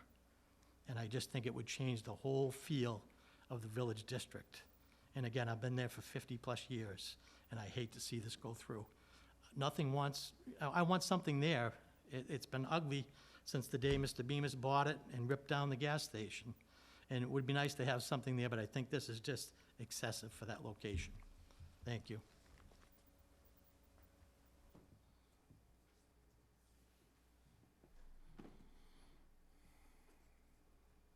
Mary Quirk, 11 East Main Street. I just want to reiterate what Steve Morrow is talking about. And I know it's not your problem, but it's our problem with these underground springs and the failed, drains. We have water coming up, we have water coming down. I think all of us are saying is, it's a very large building. We don't know who's going in there. We'd like a little bit more information about that, obviously. But obviously, Mr. Bemis is trying to act in good faith and do something with the property to improve it. It's just that we're in a conundrum. We're in a conundrum between DPW, Mass Water Resources, who knows who. All we all know is we have underground spring problems and we have drain problems. We just have water all the time. I mean, last December, my stone foundation collapsed because engineered up above me at 9 feet, all the way back for the last 20 years, is all the failed cesspool septic systems. So my backyard has a waterfall. I can't afford the $80,000 or $100,000 to do that. So I did what I could do. All I'm saying is downtown is very ugly, and it's ugly from the standpoint of what the water's done to the pavement, to the everything, and then there's the railroad. So I'm not gonna say I'm against something that we don't even know what it is. He needs to get a tenant, and then we need to come back again, I suppose. I'm just saying that that's a really big building to be 10 feet on either side of that land. And it is crazy traffic, and people do not stop. So there's a big combo there. Thank you.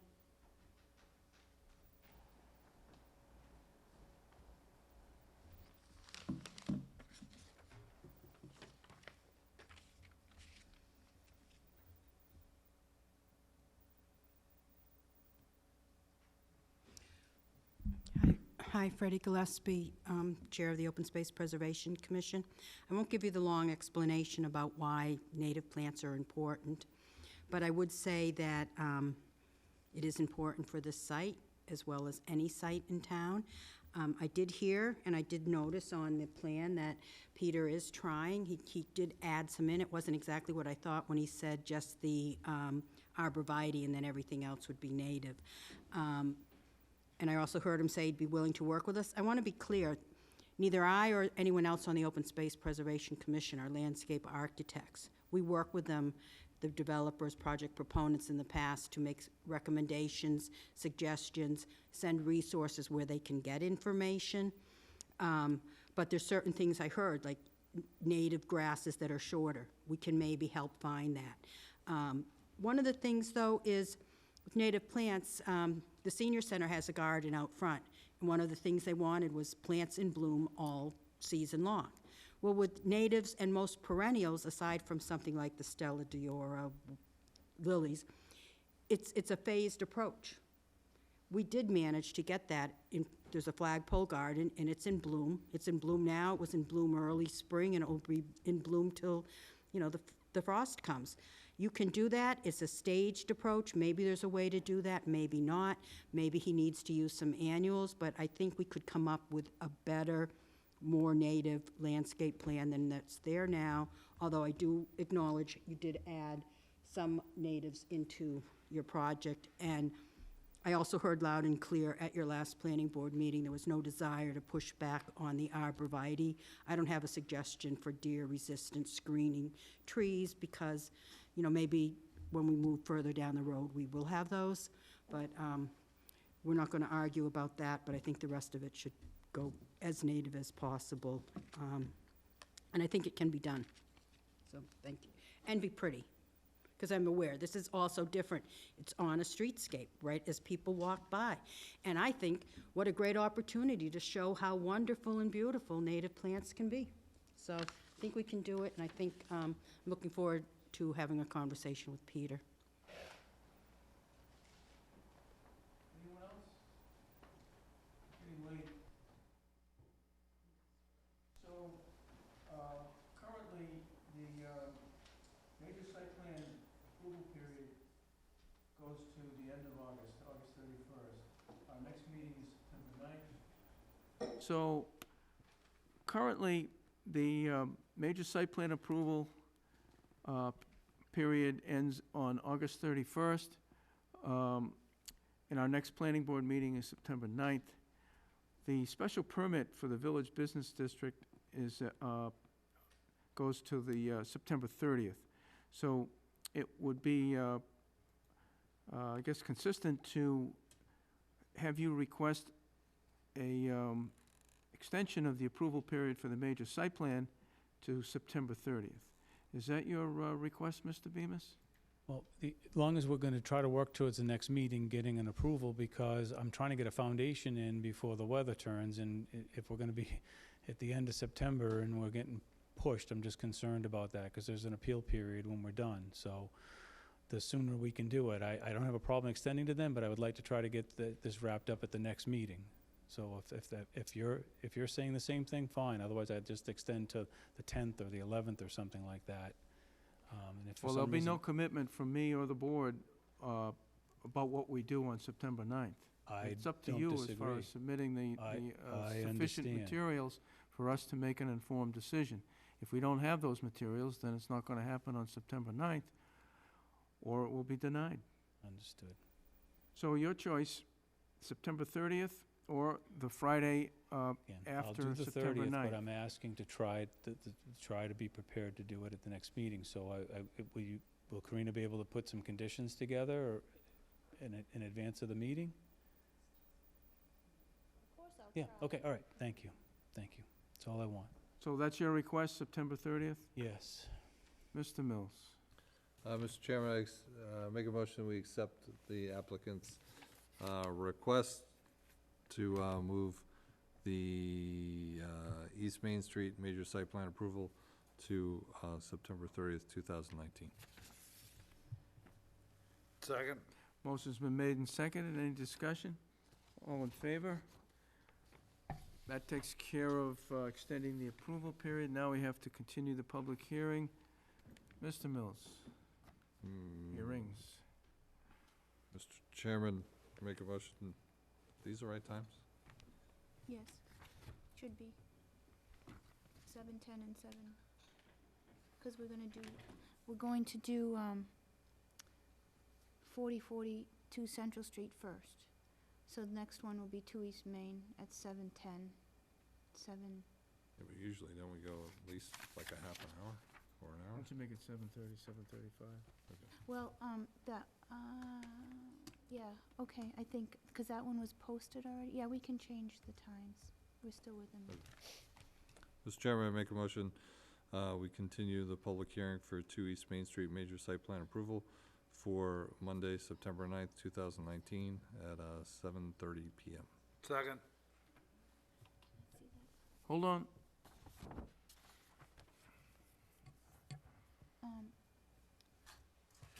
The public hearings for 25 Marlborough Road, which are opening, were advertised at 7:20 and 7:25 in the legal ad that went out. So we should hold these 2 times. Okay. I know what you're thinking, but that, when we put them together, that was we thought it would be shorter. Do you withdraw the I motion? withdraw that motion, Mr. Chairman. Mr. Mills? Mr. Chairman, I make a motion, we continue the public hearing for 2 East Main Street major site plan approval for Monday, September 9th, 2019 at 7:10 PM. Second. Motion's been made and seconded. Any discussion? All in favor? Continue that hearing. Mr. Mills? Mr. Chairman, make a motion, we continue the public hearing for 2 East Main Street special permit Village Business District for Monday, September 9th, 2019 at 7:15 PM. Second. Motion's been made and seconded. Any discussion? All in favor? Okay. We'll see you on September 9th. Peter, you have to Thank sign this form. I will.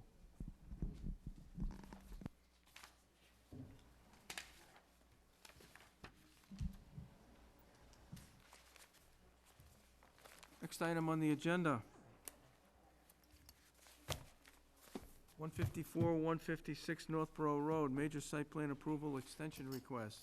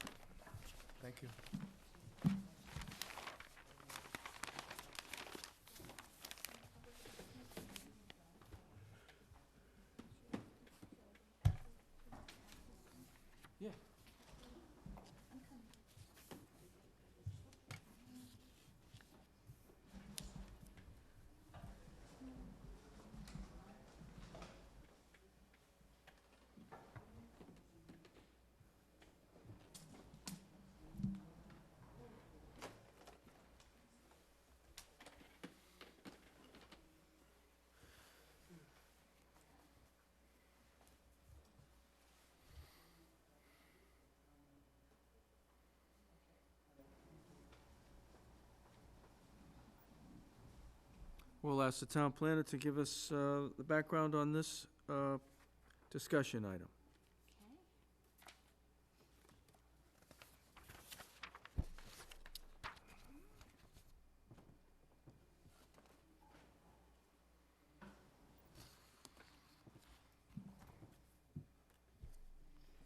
Hi, Joe.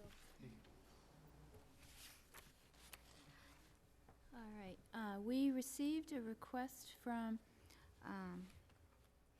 Joel Aho. As you recall, last year, the planning board received applications for 154, 156 Northborough Road for major site plan and for a special permit for lower impact development for contractor bays in that kind of long, thin building that was bounded by the railroad tracks and Northborough Road, and also some undeveloped area on your property for lid reasons. So that decision was voted on October 29th, I believe, 2019. Let me see what it says here. Yes, so on October 29th, 2018, the planning board granted major site plan approval and also the special permit for lid.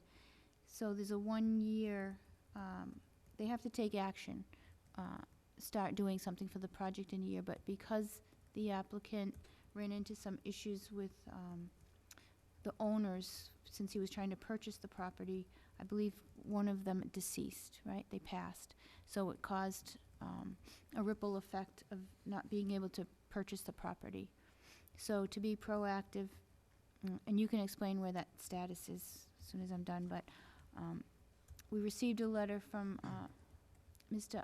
Aho's attorney from Blakeman, Bobrowski and Haverty asking to extend the major site plan approval for 1 year, which the bylaw allows the planning board to do, depending on the hardship, if there's a hardship, et cetera.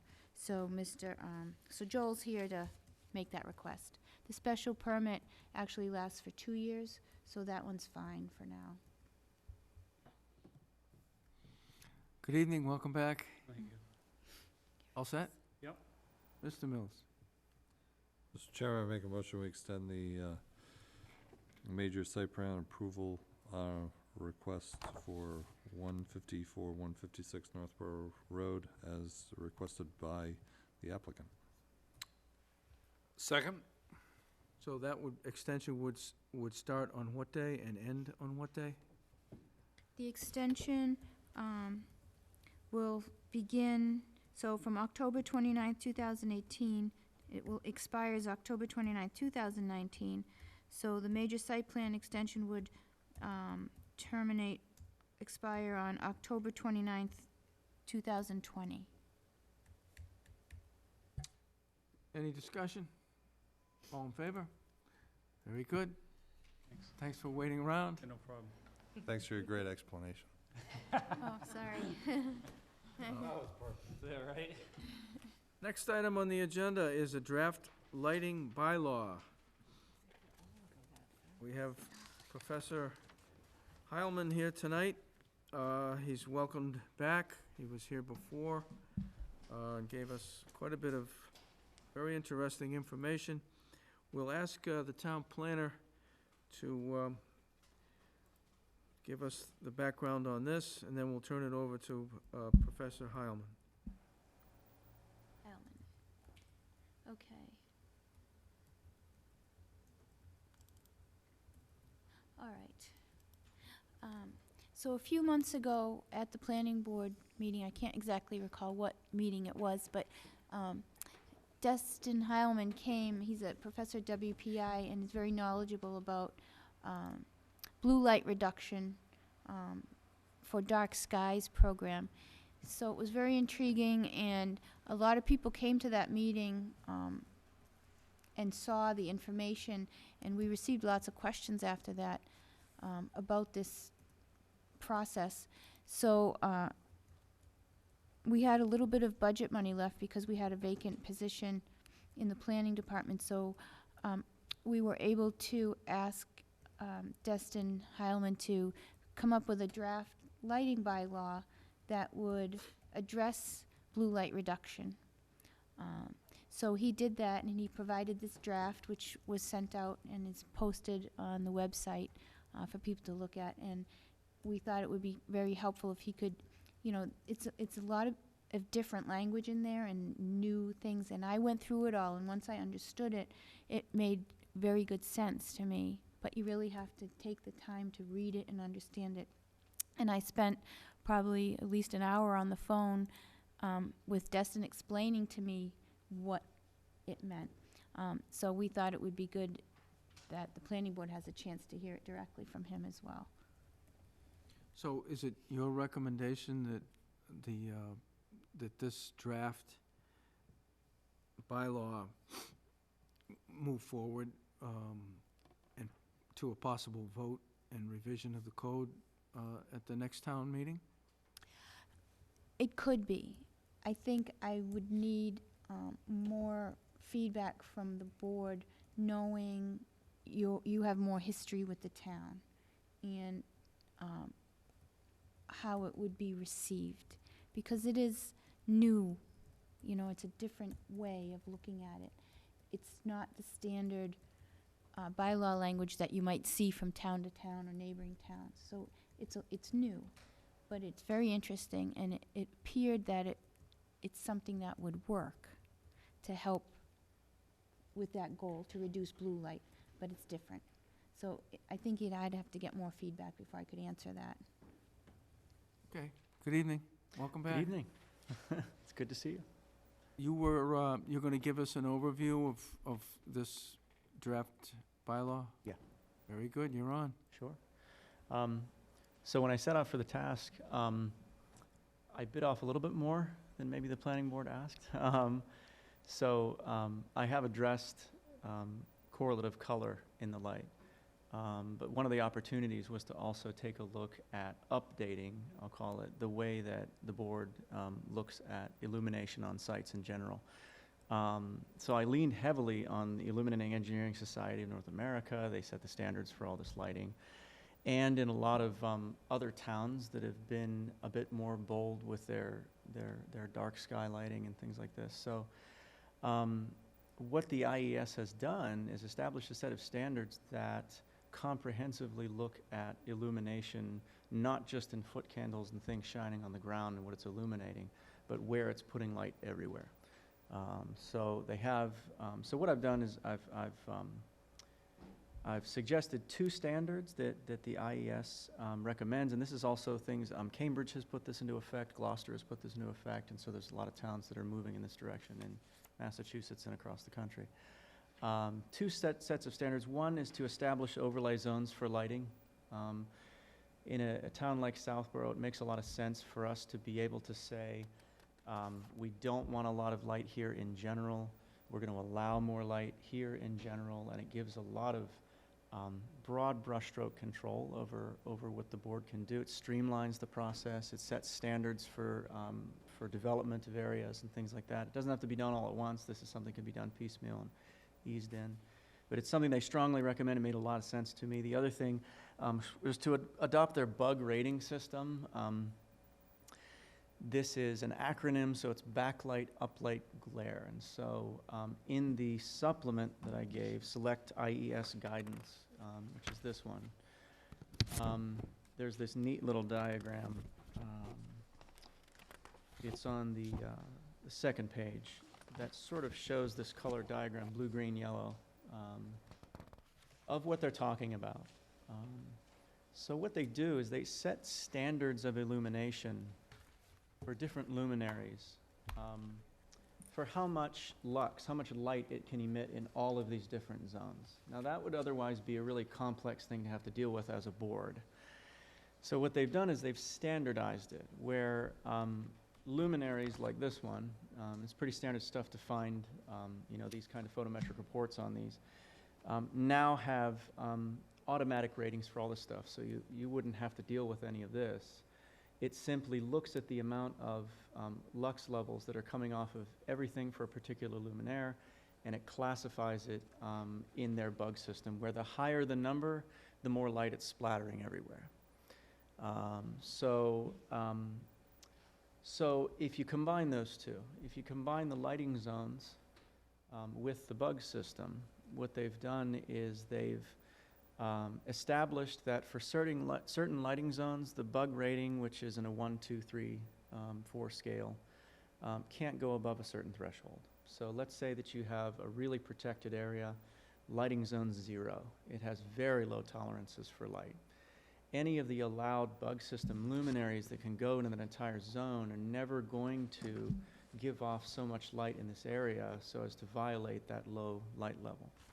They have, for example, there's a tolerance of 0 light above the 90 degrees, so uplight is 0 for a lighting level 0. And then backlight and uplight have certain tolerances. So what it allows the board to do is to not have to do any more work, for one thing. It allows the board to be able to quickly examine how much light is being proposed off of a luminary in all of these different metrics, just based on this bug system. So the second, I gave you an example luminary, and on the second page, where you typically find page after page of photometrics and stuff, this one just has the bug data right here. And what you see is across the top it has 3,000 Kelvin, 4,000 Kelvin, 5,000 Kelvin. So it's got the different color ratings that they offer in this luminary. And then it's got B, U, G under each one, and it has the different numbers under it, 121, 111, depending on which wattage bulb they're going with. So the developers would simply report, in addition to all the other stuff that you ask for, the type of luminary, where it would be, the type of bulb, all the photometric data showing the footprint on the ground and all of that stuff. They would also report the bug data. So they would say, this is a bug 121, and according to the bylaw, they would have to do all the footwork to say, okay, well, that's allowed in the lighting zone that this would be. So what I liked about the system was you can dig as deep as you want to with the details, but on a superficial level, just pass through, when the developer set out to, and the engineers set out to meet the standards of the bylaw, the lighting zone is going to set the standard for what threshold they can have for the bug ratings on the luminary, and the bug ratings on the luminary are going to make sure that the light is cast where it's supposed to be and not in excess. And so it does all the typical stuff where if the luminary is much taller, then the backlight is going to increase from that. And so it sets a tolerance level that if the luminary puts off a certain amount of lumens, it restricts how high it can be, and that's automatically taken care of in the bug data for that. So I thought I would write it up and see how you liked it. I think that what Karina was saying is accurate. I think it takes a little bit of time to cozy up to it, but it's the new standard. It's where a lot of towns are going with their lighting bylaws, and there are a few examples of that. I think it's got gobs of flexibility to it. I think it's also a win for the developers, the engineers, in that it gives them a lot of flexibility on their sites. It sets a certain amount of total lumens they can have based on square footage. And they can choose to use those lumens in different ways. It still can't breach the boundaries of their property, and they can't go over a certain amount for certain luminaries, but it gives a lot of flexibility for what they can do with that. But it provides a means to sort of watch more carefully where the light is going and still provide that flexibility. So I'm happy to answer questions about it. That's what we'll do. Mrs. Houlihan. Thank you so much. So I did read this thoroughly, so I agree. I would definitely need a little bit more understanding. I guess I have one set of questions just on how you came about writing this. So you said you referenced Gloucester and Cambridge and some others. Just the actual language, did you pull for directly or? Absolutely. So not necessarily from theirs, because I went back to the source of where they got theirs from. So there's a model lighting ordinance that the IES put out in concert with some of the originating towns, but also the International Dark Sky Association. So on their site, they have an available model ordinance that they step through. And there's a lot of stuff in there that's not applicable for us and didn't apply. So I basically filtered through all of that stuff and pared this way down to what it is now. But a lot of the language for this, all the charts that they have, like all of these things, they come directly from IES. So I didn't reinvent the wheel. This is all stuff that they developed, and it's very derivative of what Cambridge did and what Gloucester did. They went directly from that and adapted it to their town. Excellent, thank you for that. So the second question that I had is, as I was going to the backlight and the glare, so you have specifics like B1 through B5, or B0 to B5. Right. And G0 to G3. Mhm. But when I was trying to cross-reference, the number system didn't make sense to me, and I didn't know if there were, like, could you define what a B5 is in comparison to a B0 in your tables, like, So just for, clarity, because when I toggled back to the bug would, like, the G would go, at least in the example you gave me, would be 1 through 3. right. But you have the a 0 to 3 here in this. Yes. So the zero is basically anytime you see a zero in the bug system, it means that there's literally no light allowed for that, no light coming off of that. Okay. This example that I gave you only has 1, 2s, 3s, I think 4s, because it doesn't go higher than that. Okay, but they do scale to up to 5. They do scale up to see. 5, yeah. And so what you see, for example, on the B, on the backlight chart, which is table 2A, it's this one. You see that for lighting zone 0, if you go straight down, if it's designated lighting zone 0, that these numbers stay low.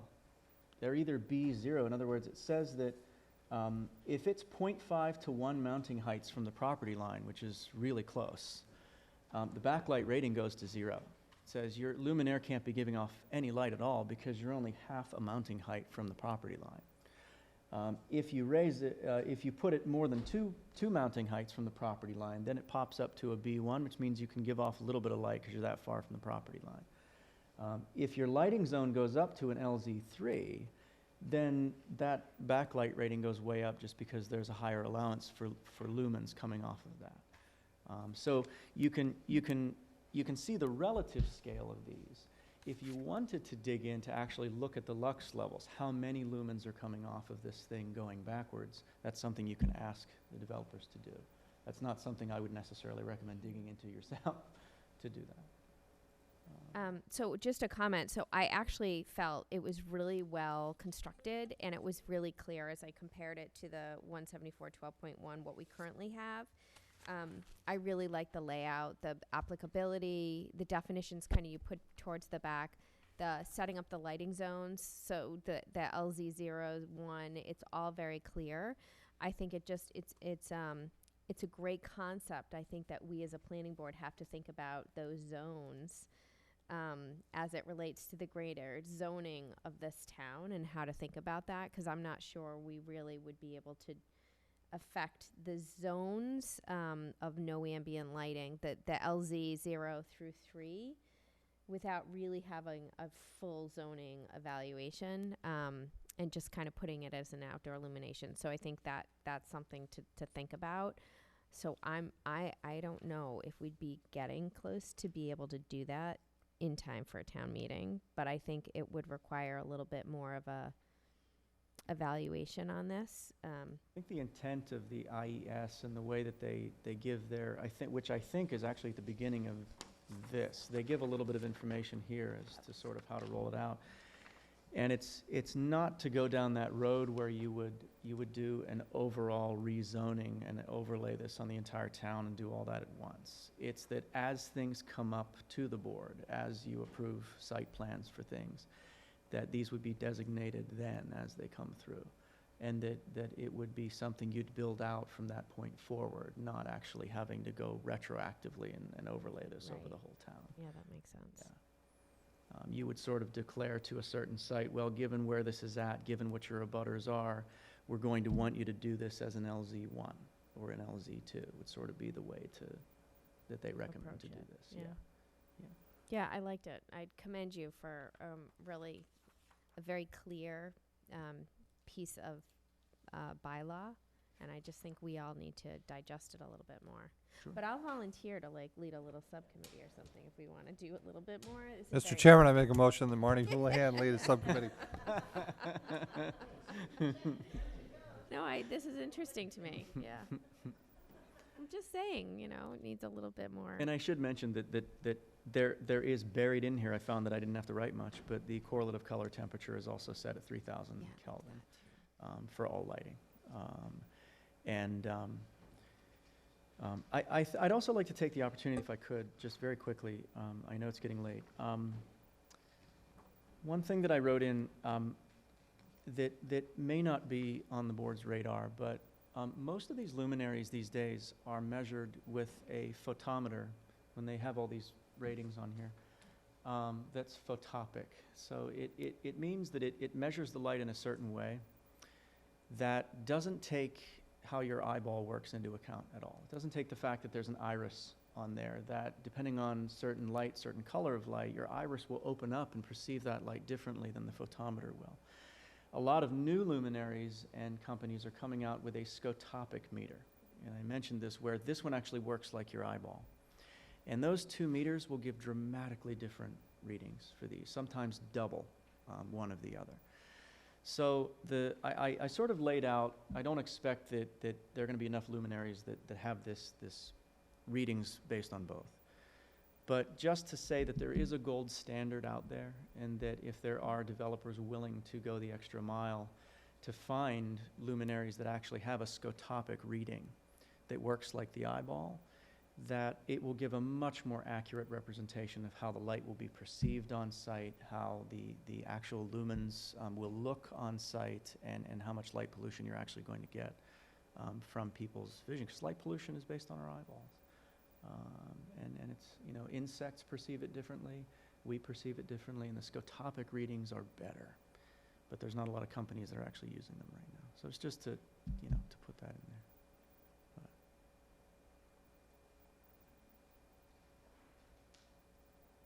I just wanted to say, for the record, I did change my setting on my iPhone after going to your first presentation. Thank you.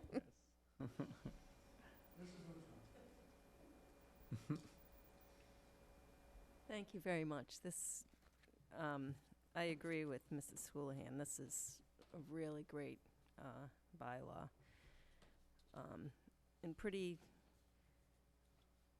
easy to understand,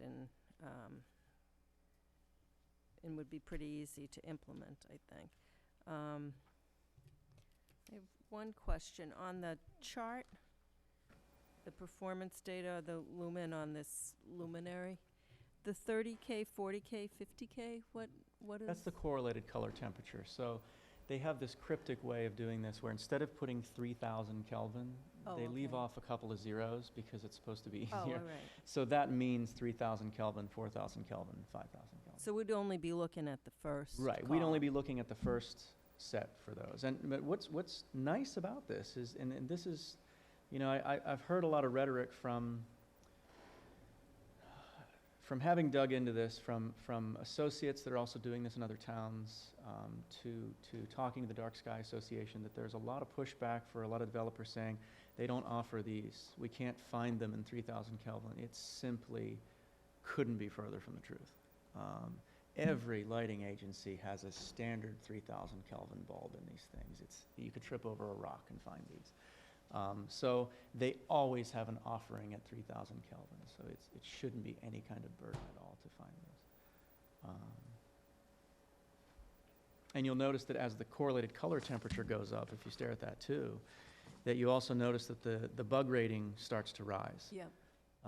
Because these lights, as they get bluer, they get brighter. And that's one nice thing about the bug system as well, is that it sort of takes the correlated color temperature into effect. That the warmer lights they go with, the more lumens they can have, the developers, that is. Because they're simply not, that color light is not perceived as being that bright. So they do have more flexibility with the lumens, the brightness of lights they have, provided they're going with the bylaw and the correlated color temperature. Oh, yeah. Sort of a win-win. Thank you. I think it's great. I can't wait to see the work from the subcommittee. Mr. Stein? So, thank you for doing this. Are you a resident of Southborough? Yes. Are you currently serving on a board or a committee in town? So how did this happen? You were approached by a board member or a committee member in town, or? Yes, I was in talking to some folks in town, sort of word got back that I wanted to give a talk, present to the planning board, just as a general matter of public education on lighting, on blue lighting and environmental impacts. So I did that, and then it sort of spiraled from there. So I think, and I support the effort, and I'm behind it, but one thing I like to do is to help get things through is play devil's advocate. Sure. Oh, yeah, absolutely. Yeah. Because I don't know how long you've been a resident in town, but 10 years. so you've been to a town meeting or two, Yeah, maybe. or two. You've seen how Absolutely. people like to punch holes in things. Yes. I'm also a scientist, so I do that for a job. So Go at it. I think that the part where that might be a challenge at town meeting is the complexity of trying to do a photometric plan for the town, in effect. And you're saying, well, no, that's really not the intent of the bylaw, because we're gonna create, I heard overlay districts, but then I also heard piecemeal by site plan. Right. Which is a little bit maybe Yeah, because overlay incongruent. district is a thing. It's something that towns do. I think that would be the way to go. Yeah. I think it's like a go big or go home type Yeah. situation where we do the photometric plan for the town Yeah. and set the districts, and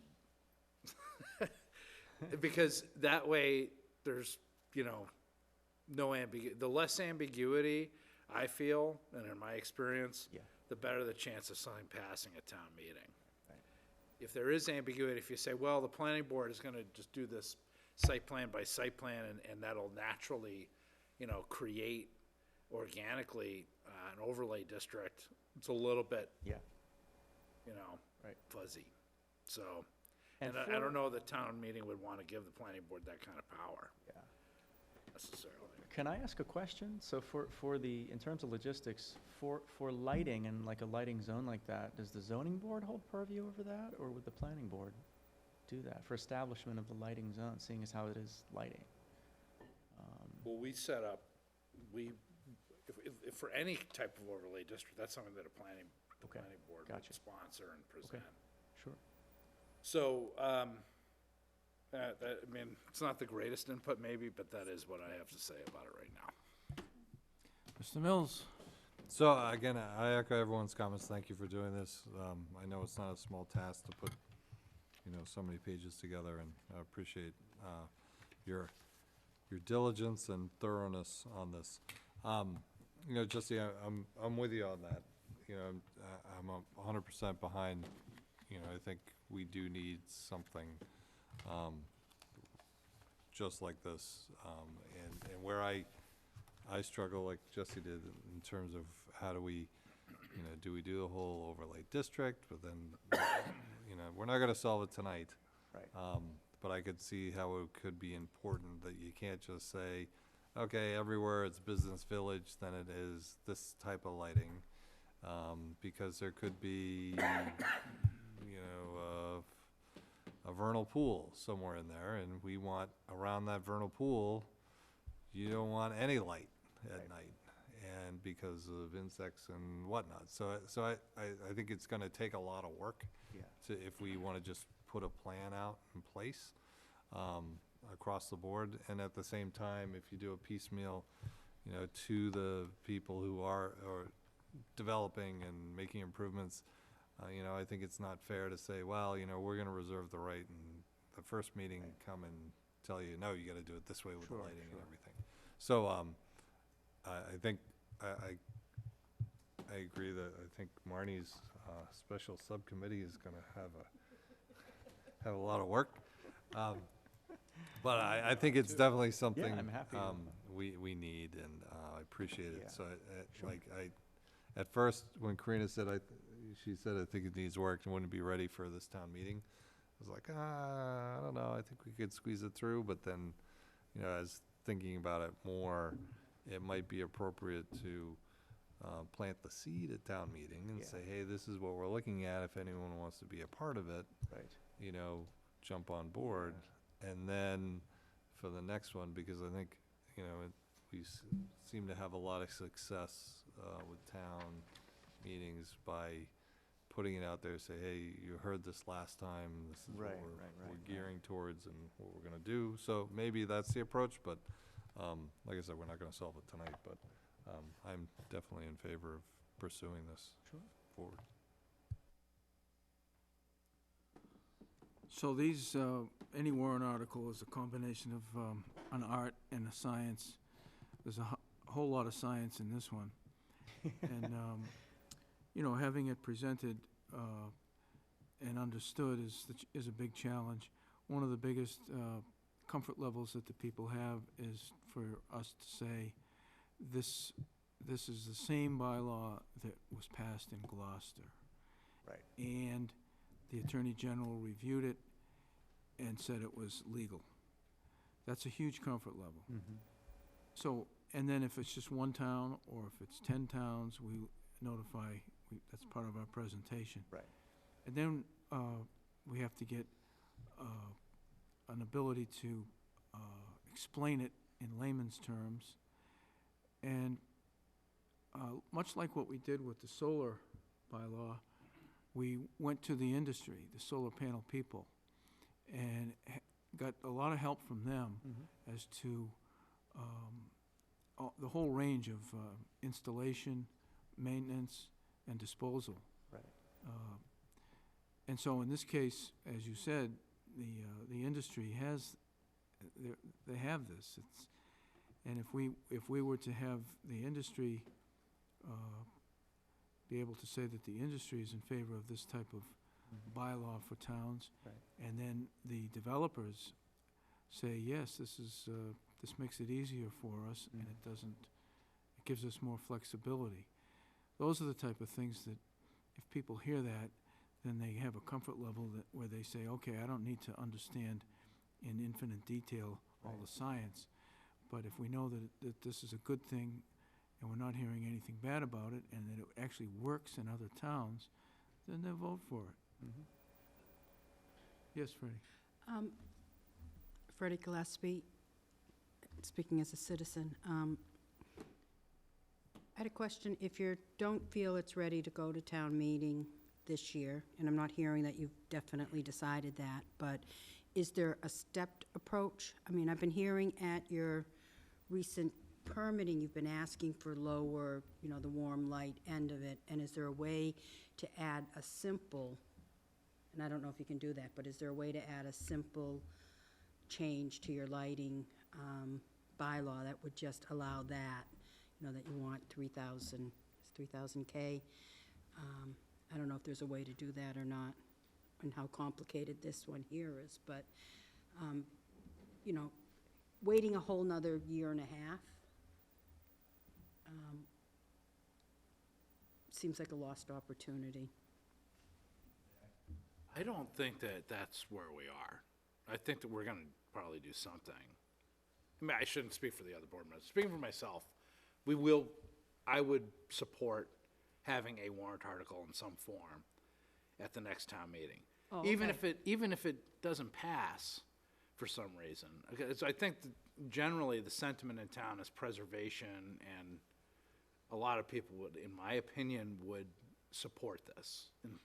But the devil's in the details, and the details would be likely, just, my gut tells me, it's sitting, looking at this, thinking about how people respond to things at town meetings sometimes. I've been to a few. There's a fair chance it might not pass at the first town meeting, but at least it would be out there, people would have gotten a taste of it, and we would know pretty soon after that town meeting what needed to be adjusted to put it on a future warrant article. Does that make sense? It does, and you also, in this case, have some other town commissions who would be supporting it moving forward because of the direct relationship to our pollinators' health, as well as there's a new Natural Sciences Club of Southborough been established. Didn't you give a presentation at the library for them? And that was very well received as well. So it won't just be him and the planning board moving forward on it, which can be helpful as long as people are collaborating cooperatively. Yeah, Fred, I mean, I think your idea, or I think what you were suggesting, it's getting late, of possibly just saying, oh, we're gonna update like this one step, which would be, you know, no more than 3,000 lumen or whatever, and be prepared, we're gonna take additional steps going forward. I mean, yeah, maybe that would work, but I think that's what we gotta kind of figure out in a Yeah, and I subcommittee heard, of what we think the right, like the chairman said about the art and the science of what we think is palatable, you know, first pass, and maybe that's the tee up to everything else, because I think, you know, some of the proponents come and, you know, they just wanna put old-fashioned light bulbs in, and, you know, I don't care, I just wanna put a light bulb in, I don't wanna pay an electrician to do all this other stuff. I mean, that's in my interpretation, some of them might have. But, you know, others, obviously, a lot more open to it. So I think we gotta find that balance where we're not gonna get a knee-jerk reaction of, no way, this is ridiculous. And it could be a hybrid approach where, I mean, if the board feels as if the lighting zones is what would represent one of the forefront impediments to sort of, you know, that there's a hybrid approach to say, you know, the idea behind the lighting zones is simply to be able to designate lighting levels for a certain area. Could be that instead of going with the lighting zones, you simply adopt language that says, well, you know, for certain things in town that are already zoned a certain way, this is what bug tolerances will allow for that. So you don't have to go and overlay new lighting zones. You're just going to say, we already have things zoned a certain way. We're just going to say, this is the bug tolerances we set as a planning board for those areas. If it's zoned commercial, then it's, you know, what essentially is written in here as an LZ 2 or 3. It would just be setting those tolerances without having to talk about the lighting zones. It could be an approach like that, maybe. just to answer your question, Andrew, I wasn't advocating that you don't go with the whole kit and caboodle, but just something's better than nothing if you don't go with the whole package. So, thank you. Well, can I make one comment? It'd be, the bug acronym might be better if we came up with something else, because it kind of implies either you're attracting them or. Yeah. Yeah, It's kind of so backlight, uplight, glare. I don't know. I guess we could just switch them around. We'll call it GUB or UGB or Now something. we got grubs coming after us. So. Mimi?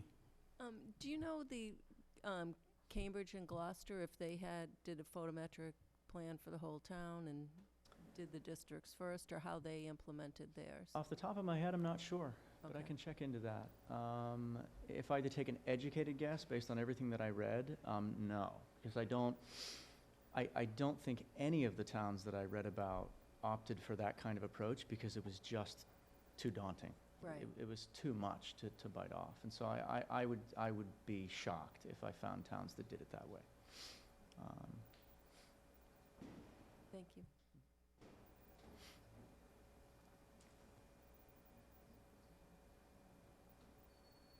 Not necessarily. So this is where we'll take it. I would take up Mrs. Houlihan's recommendation that she be the planning board's lead in this. So moved. So, what we need to do, in order to set up a subcommittee, is to have a charter for the subcommittee. What is your goal? What is the what's the charge of the committee to accomplish? So I would suggest that you, professor, and the town planner get together and put together 1-2 sentences that would define the purpose of that subcommittee. Once we have that, then we work with the town clerk to create that subcommittee. And then have as many members as you want, and set out to do what you think is the best. You know, all these different ideas we had tonight, look into each of them, and then make a decision as to which direction to go in. Whether it's a little or a lot, the whole thing, pieces. So, Marnie, can you three get together and get that to the town planner before our next meeting, maybe? Sure. And the way this is an example of how the town planner manages the planning board's budget. Once again, last fiscal year, we had a vacancy for a paid position. Those funds became usable for consultants. And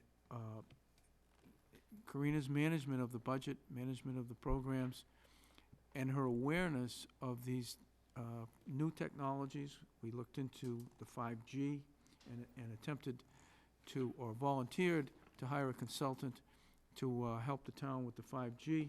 And as it turns out, that was already being covered by the selectmen. We were very impressed with this presentation, and as a result, we're able to hire Professor as a consultant, and here's the product that we had.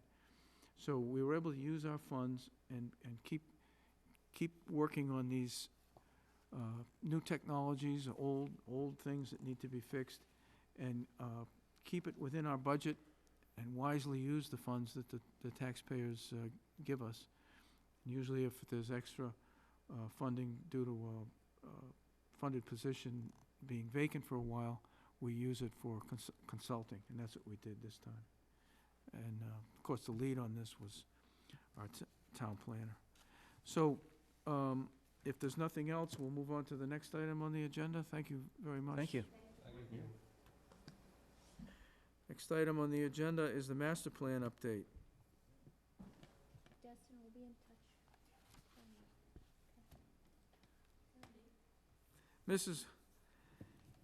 Mrs. Luttrell, getting late.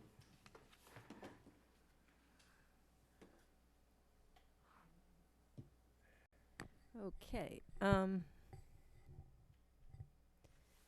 So the Master Plan Committee met on August 14th, and as I mentioned at the last meeting, we have 11 goal or theme areas that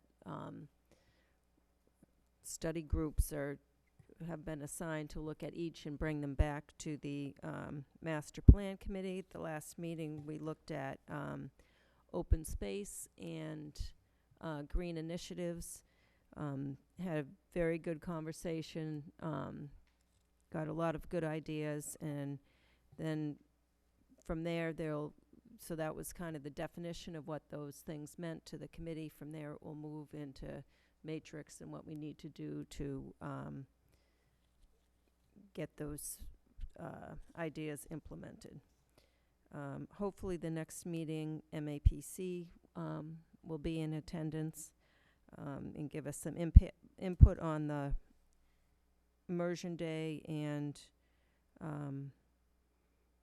how we can work together moving forward. And I think that's all I have. Anything, Karina? Yeah, just to add to that, Ralph Wilmer from MAPC said that he and Joe Sachi will be at the September 18th meeting, the next Master Plan Committee meeting, and they'll provide a lot of the information that we requested in that email, that book that I sent to them.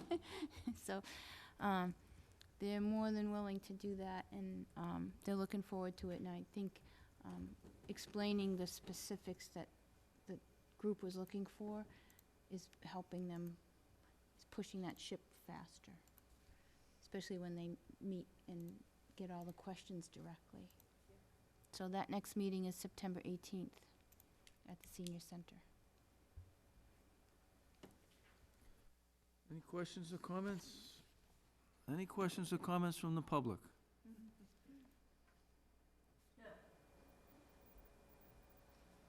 Great Move job, on. maybe. Yes. Mrs. Luttrell. Just if there's any input from individual board members, if they want me to bring anything to the committee on any areas, feel free to share. Thank you. And thank you for your, it's really starting to stack up the hours and the amount of work that you've put into this, and you've still got a long way to go. Very much appreciated. Okay, next item on the agenda is the other business properly before the board, the planner's report. Oh, goodness.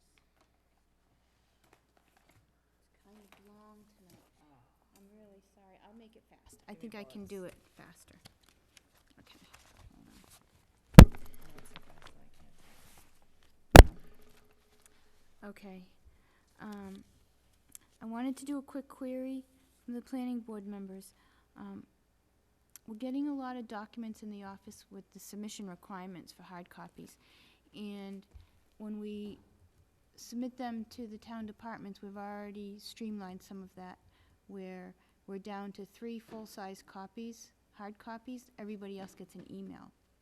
Or now they get a Dropbox link, and they are able to see all the plans and information. So I wanted to know if any of you, the planning board members, still would like to not get hard copies anymore. I mean, we still can do that if you want, it's no problem, the full size and half size, but I just wanted to offer it out there. If you didn't and you're happy with just getting the Dropbox link, let me know. And then that way, instead of 6, we actually ask for 6 complete packets of the application. That means all the documents, a full-size set of plan and a half-size plans. We don't ask for a stormwater report for each planning board member. We get 4 of those, which usually we give Don one with his engineering background. He could interpret some of that information a little easier, because they're very, you know, it's like a different language when you're reading those sometimes if you're not used to it.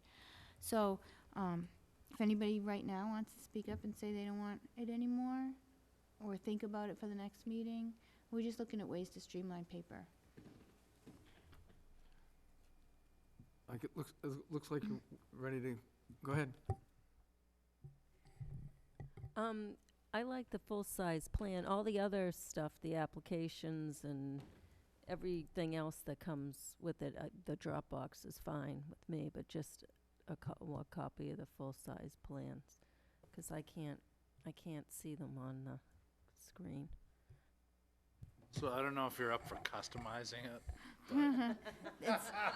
It's so hard for the consultant, for the developers to understand now sometimes. I mean, Yeah, so I like the Fuss and O'Neill paperwork in hard copy. I like the half-size plan. I don't need a full-size plan, but a half-size plan in hard copy. The minutes in hard copy are nice. I don't know, you can glean from that what you like. I don't Okay. necessarily need every single document in hard copy, though. We'll have to figure this one Why out. don't we send the town planner an email, and then she can create the cut, it'll make it 10 times worse. Yeah, it's just something to think about. That's what we're trying to do. Next. And then, okay, that's it for that.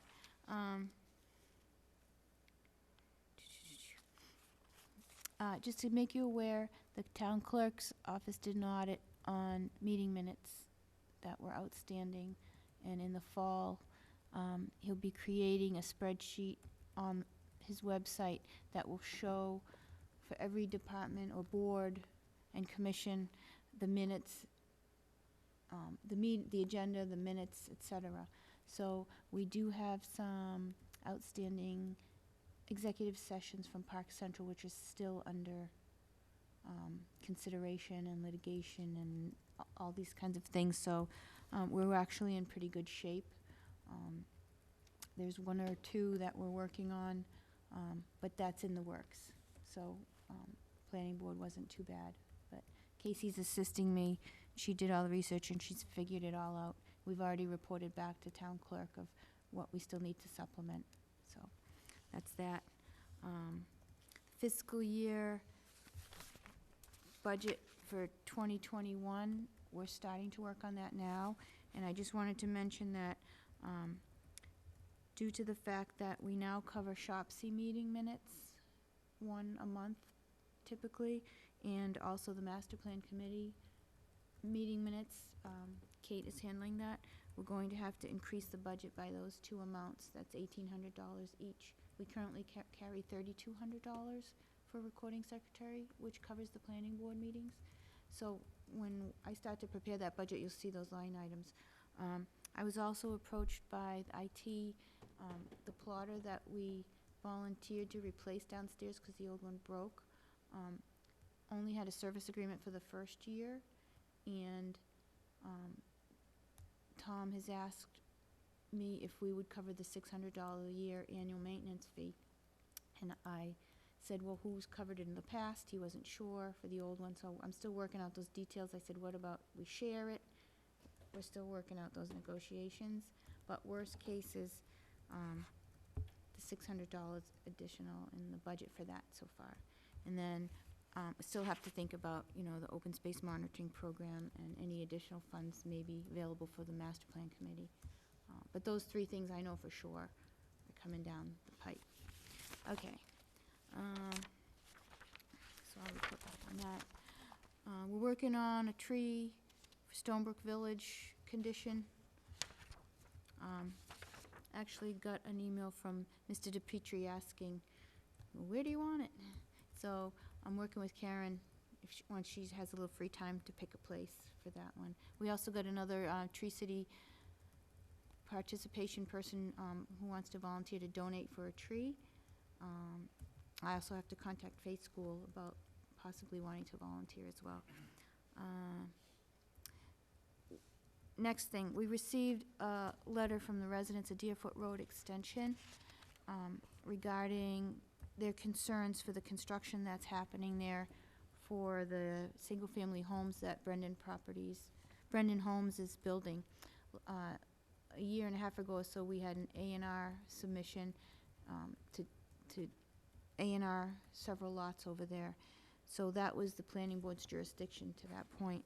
So when we got this letter with the concerns, it focused heavily on, roadway drainage and some wetland aspects. The Conservation Commission responded to the residents with a letter indicating that, they had researched some of the issues that and investigated some of the issues they had, and there didn't appear to be non-compliance in that case. So there were some remaining things that had to do with the DPW. So I asked around the different boards to see how they were handling it, and so the Conservation Commission already responded to them. The Board of Selectmen are possibly discussing on their upcoming agendas. It's either September 3rd or one after that. So this information's not ignored. DPW indicated they'll be responding to the residents in an email explaining what is planned and what has been done to address the issues. And then the building department kind of huddled with me, and they also didn't have any jurisdiction at this point because things seemed to be compliant. So it was kind of leaning towards the DPW, working out the roadway drainage issues over there. So there's some things in the works. So that's where that stands. So, I didn't know if you wanted me to formally respond to, this letter of concern from the residents. So that's my question. Do you want to? I suggest that we respond with the appropriate information, which is that what we did, which was the A&R, and that that the residents' letter of concerns and noncompliance is outside of our jurisdiction, Agreed. but that we will continue to keep ourselves informed and try to support them any way we can. Got it. Anything else? Yep, quickly. There's open meeting law training coming up that town council is going to provide. And town clerk sent out an email, which I forwarded to everybody, regarding open meeting law public records workshop. It's Thursday, September 5th, so if you're interested, it's 6 to 8:30. It's not open to the public right now, but it's open to recording secretary, etc. Kate indicated that she would attend. If there's anybody else interested, let me know. Or let Jim Hegarty know. Park Central, a quick update. Can't read my own writing. There was some information, I forwarded plans so that you stay up to date, some review comments, etc. They're currently being continued through that process through conservation. Public safety building update. They're working feverishly. I see the plantings going in, the median that was corrected. It's been trimmed back a little bit with a little concrete rumble strip in the front to still define the median in a flat manner. The ribbon cutting is October 26th. The memorial dedication is going to be September 9th, I believe, but all this you can find on the website if you need to. But the ribbon cutting is October 26th. I already talked about that. Driveway encroachment. I have information on the 5G small cells that the attorney that Mark Purple was working with drafted a policy, which was the approach that was decided on that would be more effective than a bylaw, more control for the town. So at some point, when we have a shorter meeting, we'll bring this up and put it on the agenda. But you should have that information already, but if not, we'll post it on the Dropbox. Is the Dropbox working for everybody? That's a good way, right? Okay, and that's it. Mr. Mills? I have one question. I think it was a couple meetings ago, the EDC, the question came up to the EDC of what the vacancy percentage was on the office buildings. And they said that they would get back to us on that. Did they ever tell you what that was? The vacancy percentage in office buildings in town? The question, I think one of the Not planning yet. board members, if you could just follow up, I'd be curious what that is. Motion to adjourn. No, we got minutes. Oh, sorry. Make a motion to approve the meeting minutes from August 5th, 2019. Second. Motion's been made and seconded. Any discussion? Yes. Mrs. Luttrell? Trustee Stein. Line 52. Land to the town under the care and control of the Conservation Commission.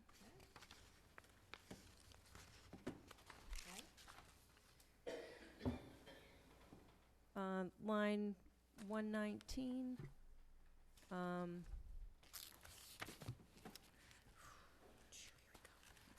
SHC was in support of the AZEC trim. I think the question was asked specific to that trim.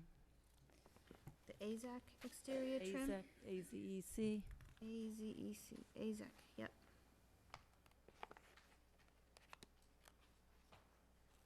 In line, Right at the end of 119, right? Yeah. SHC Yes. was in Instead of support. exterior, you want it to say AZAC. yes. In line 252, change Several to couple. Sounds like we had a mass exodus there. Yeah. That's it, thank you. Any more discussion? All in favor? Mr. Mills?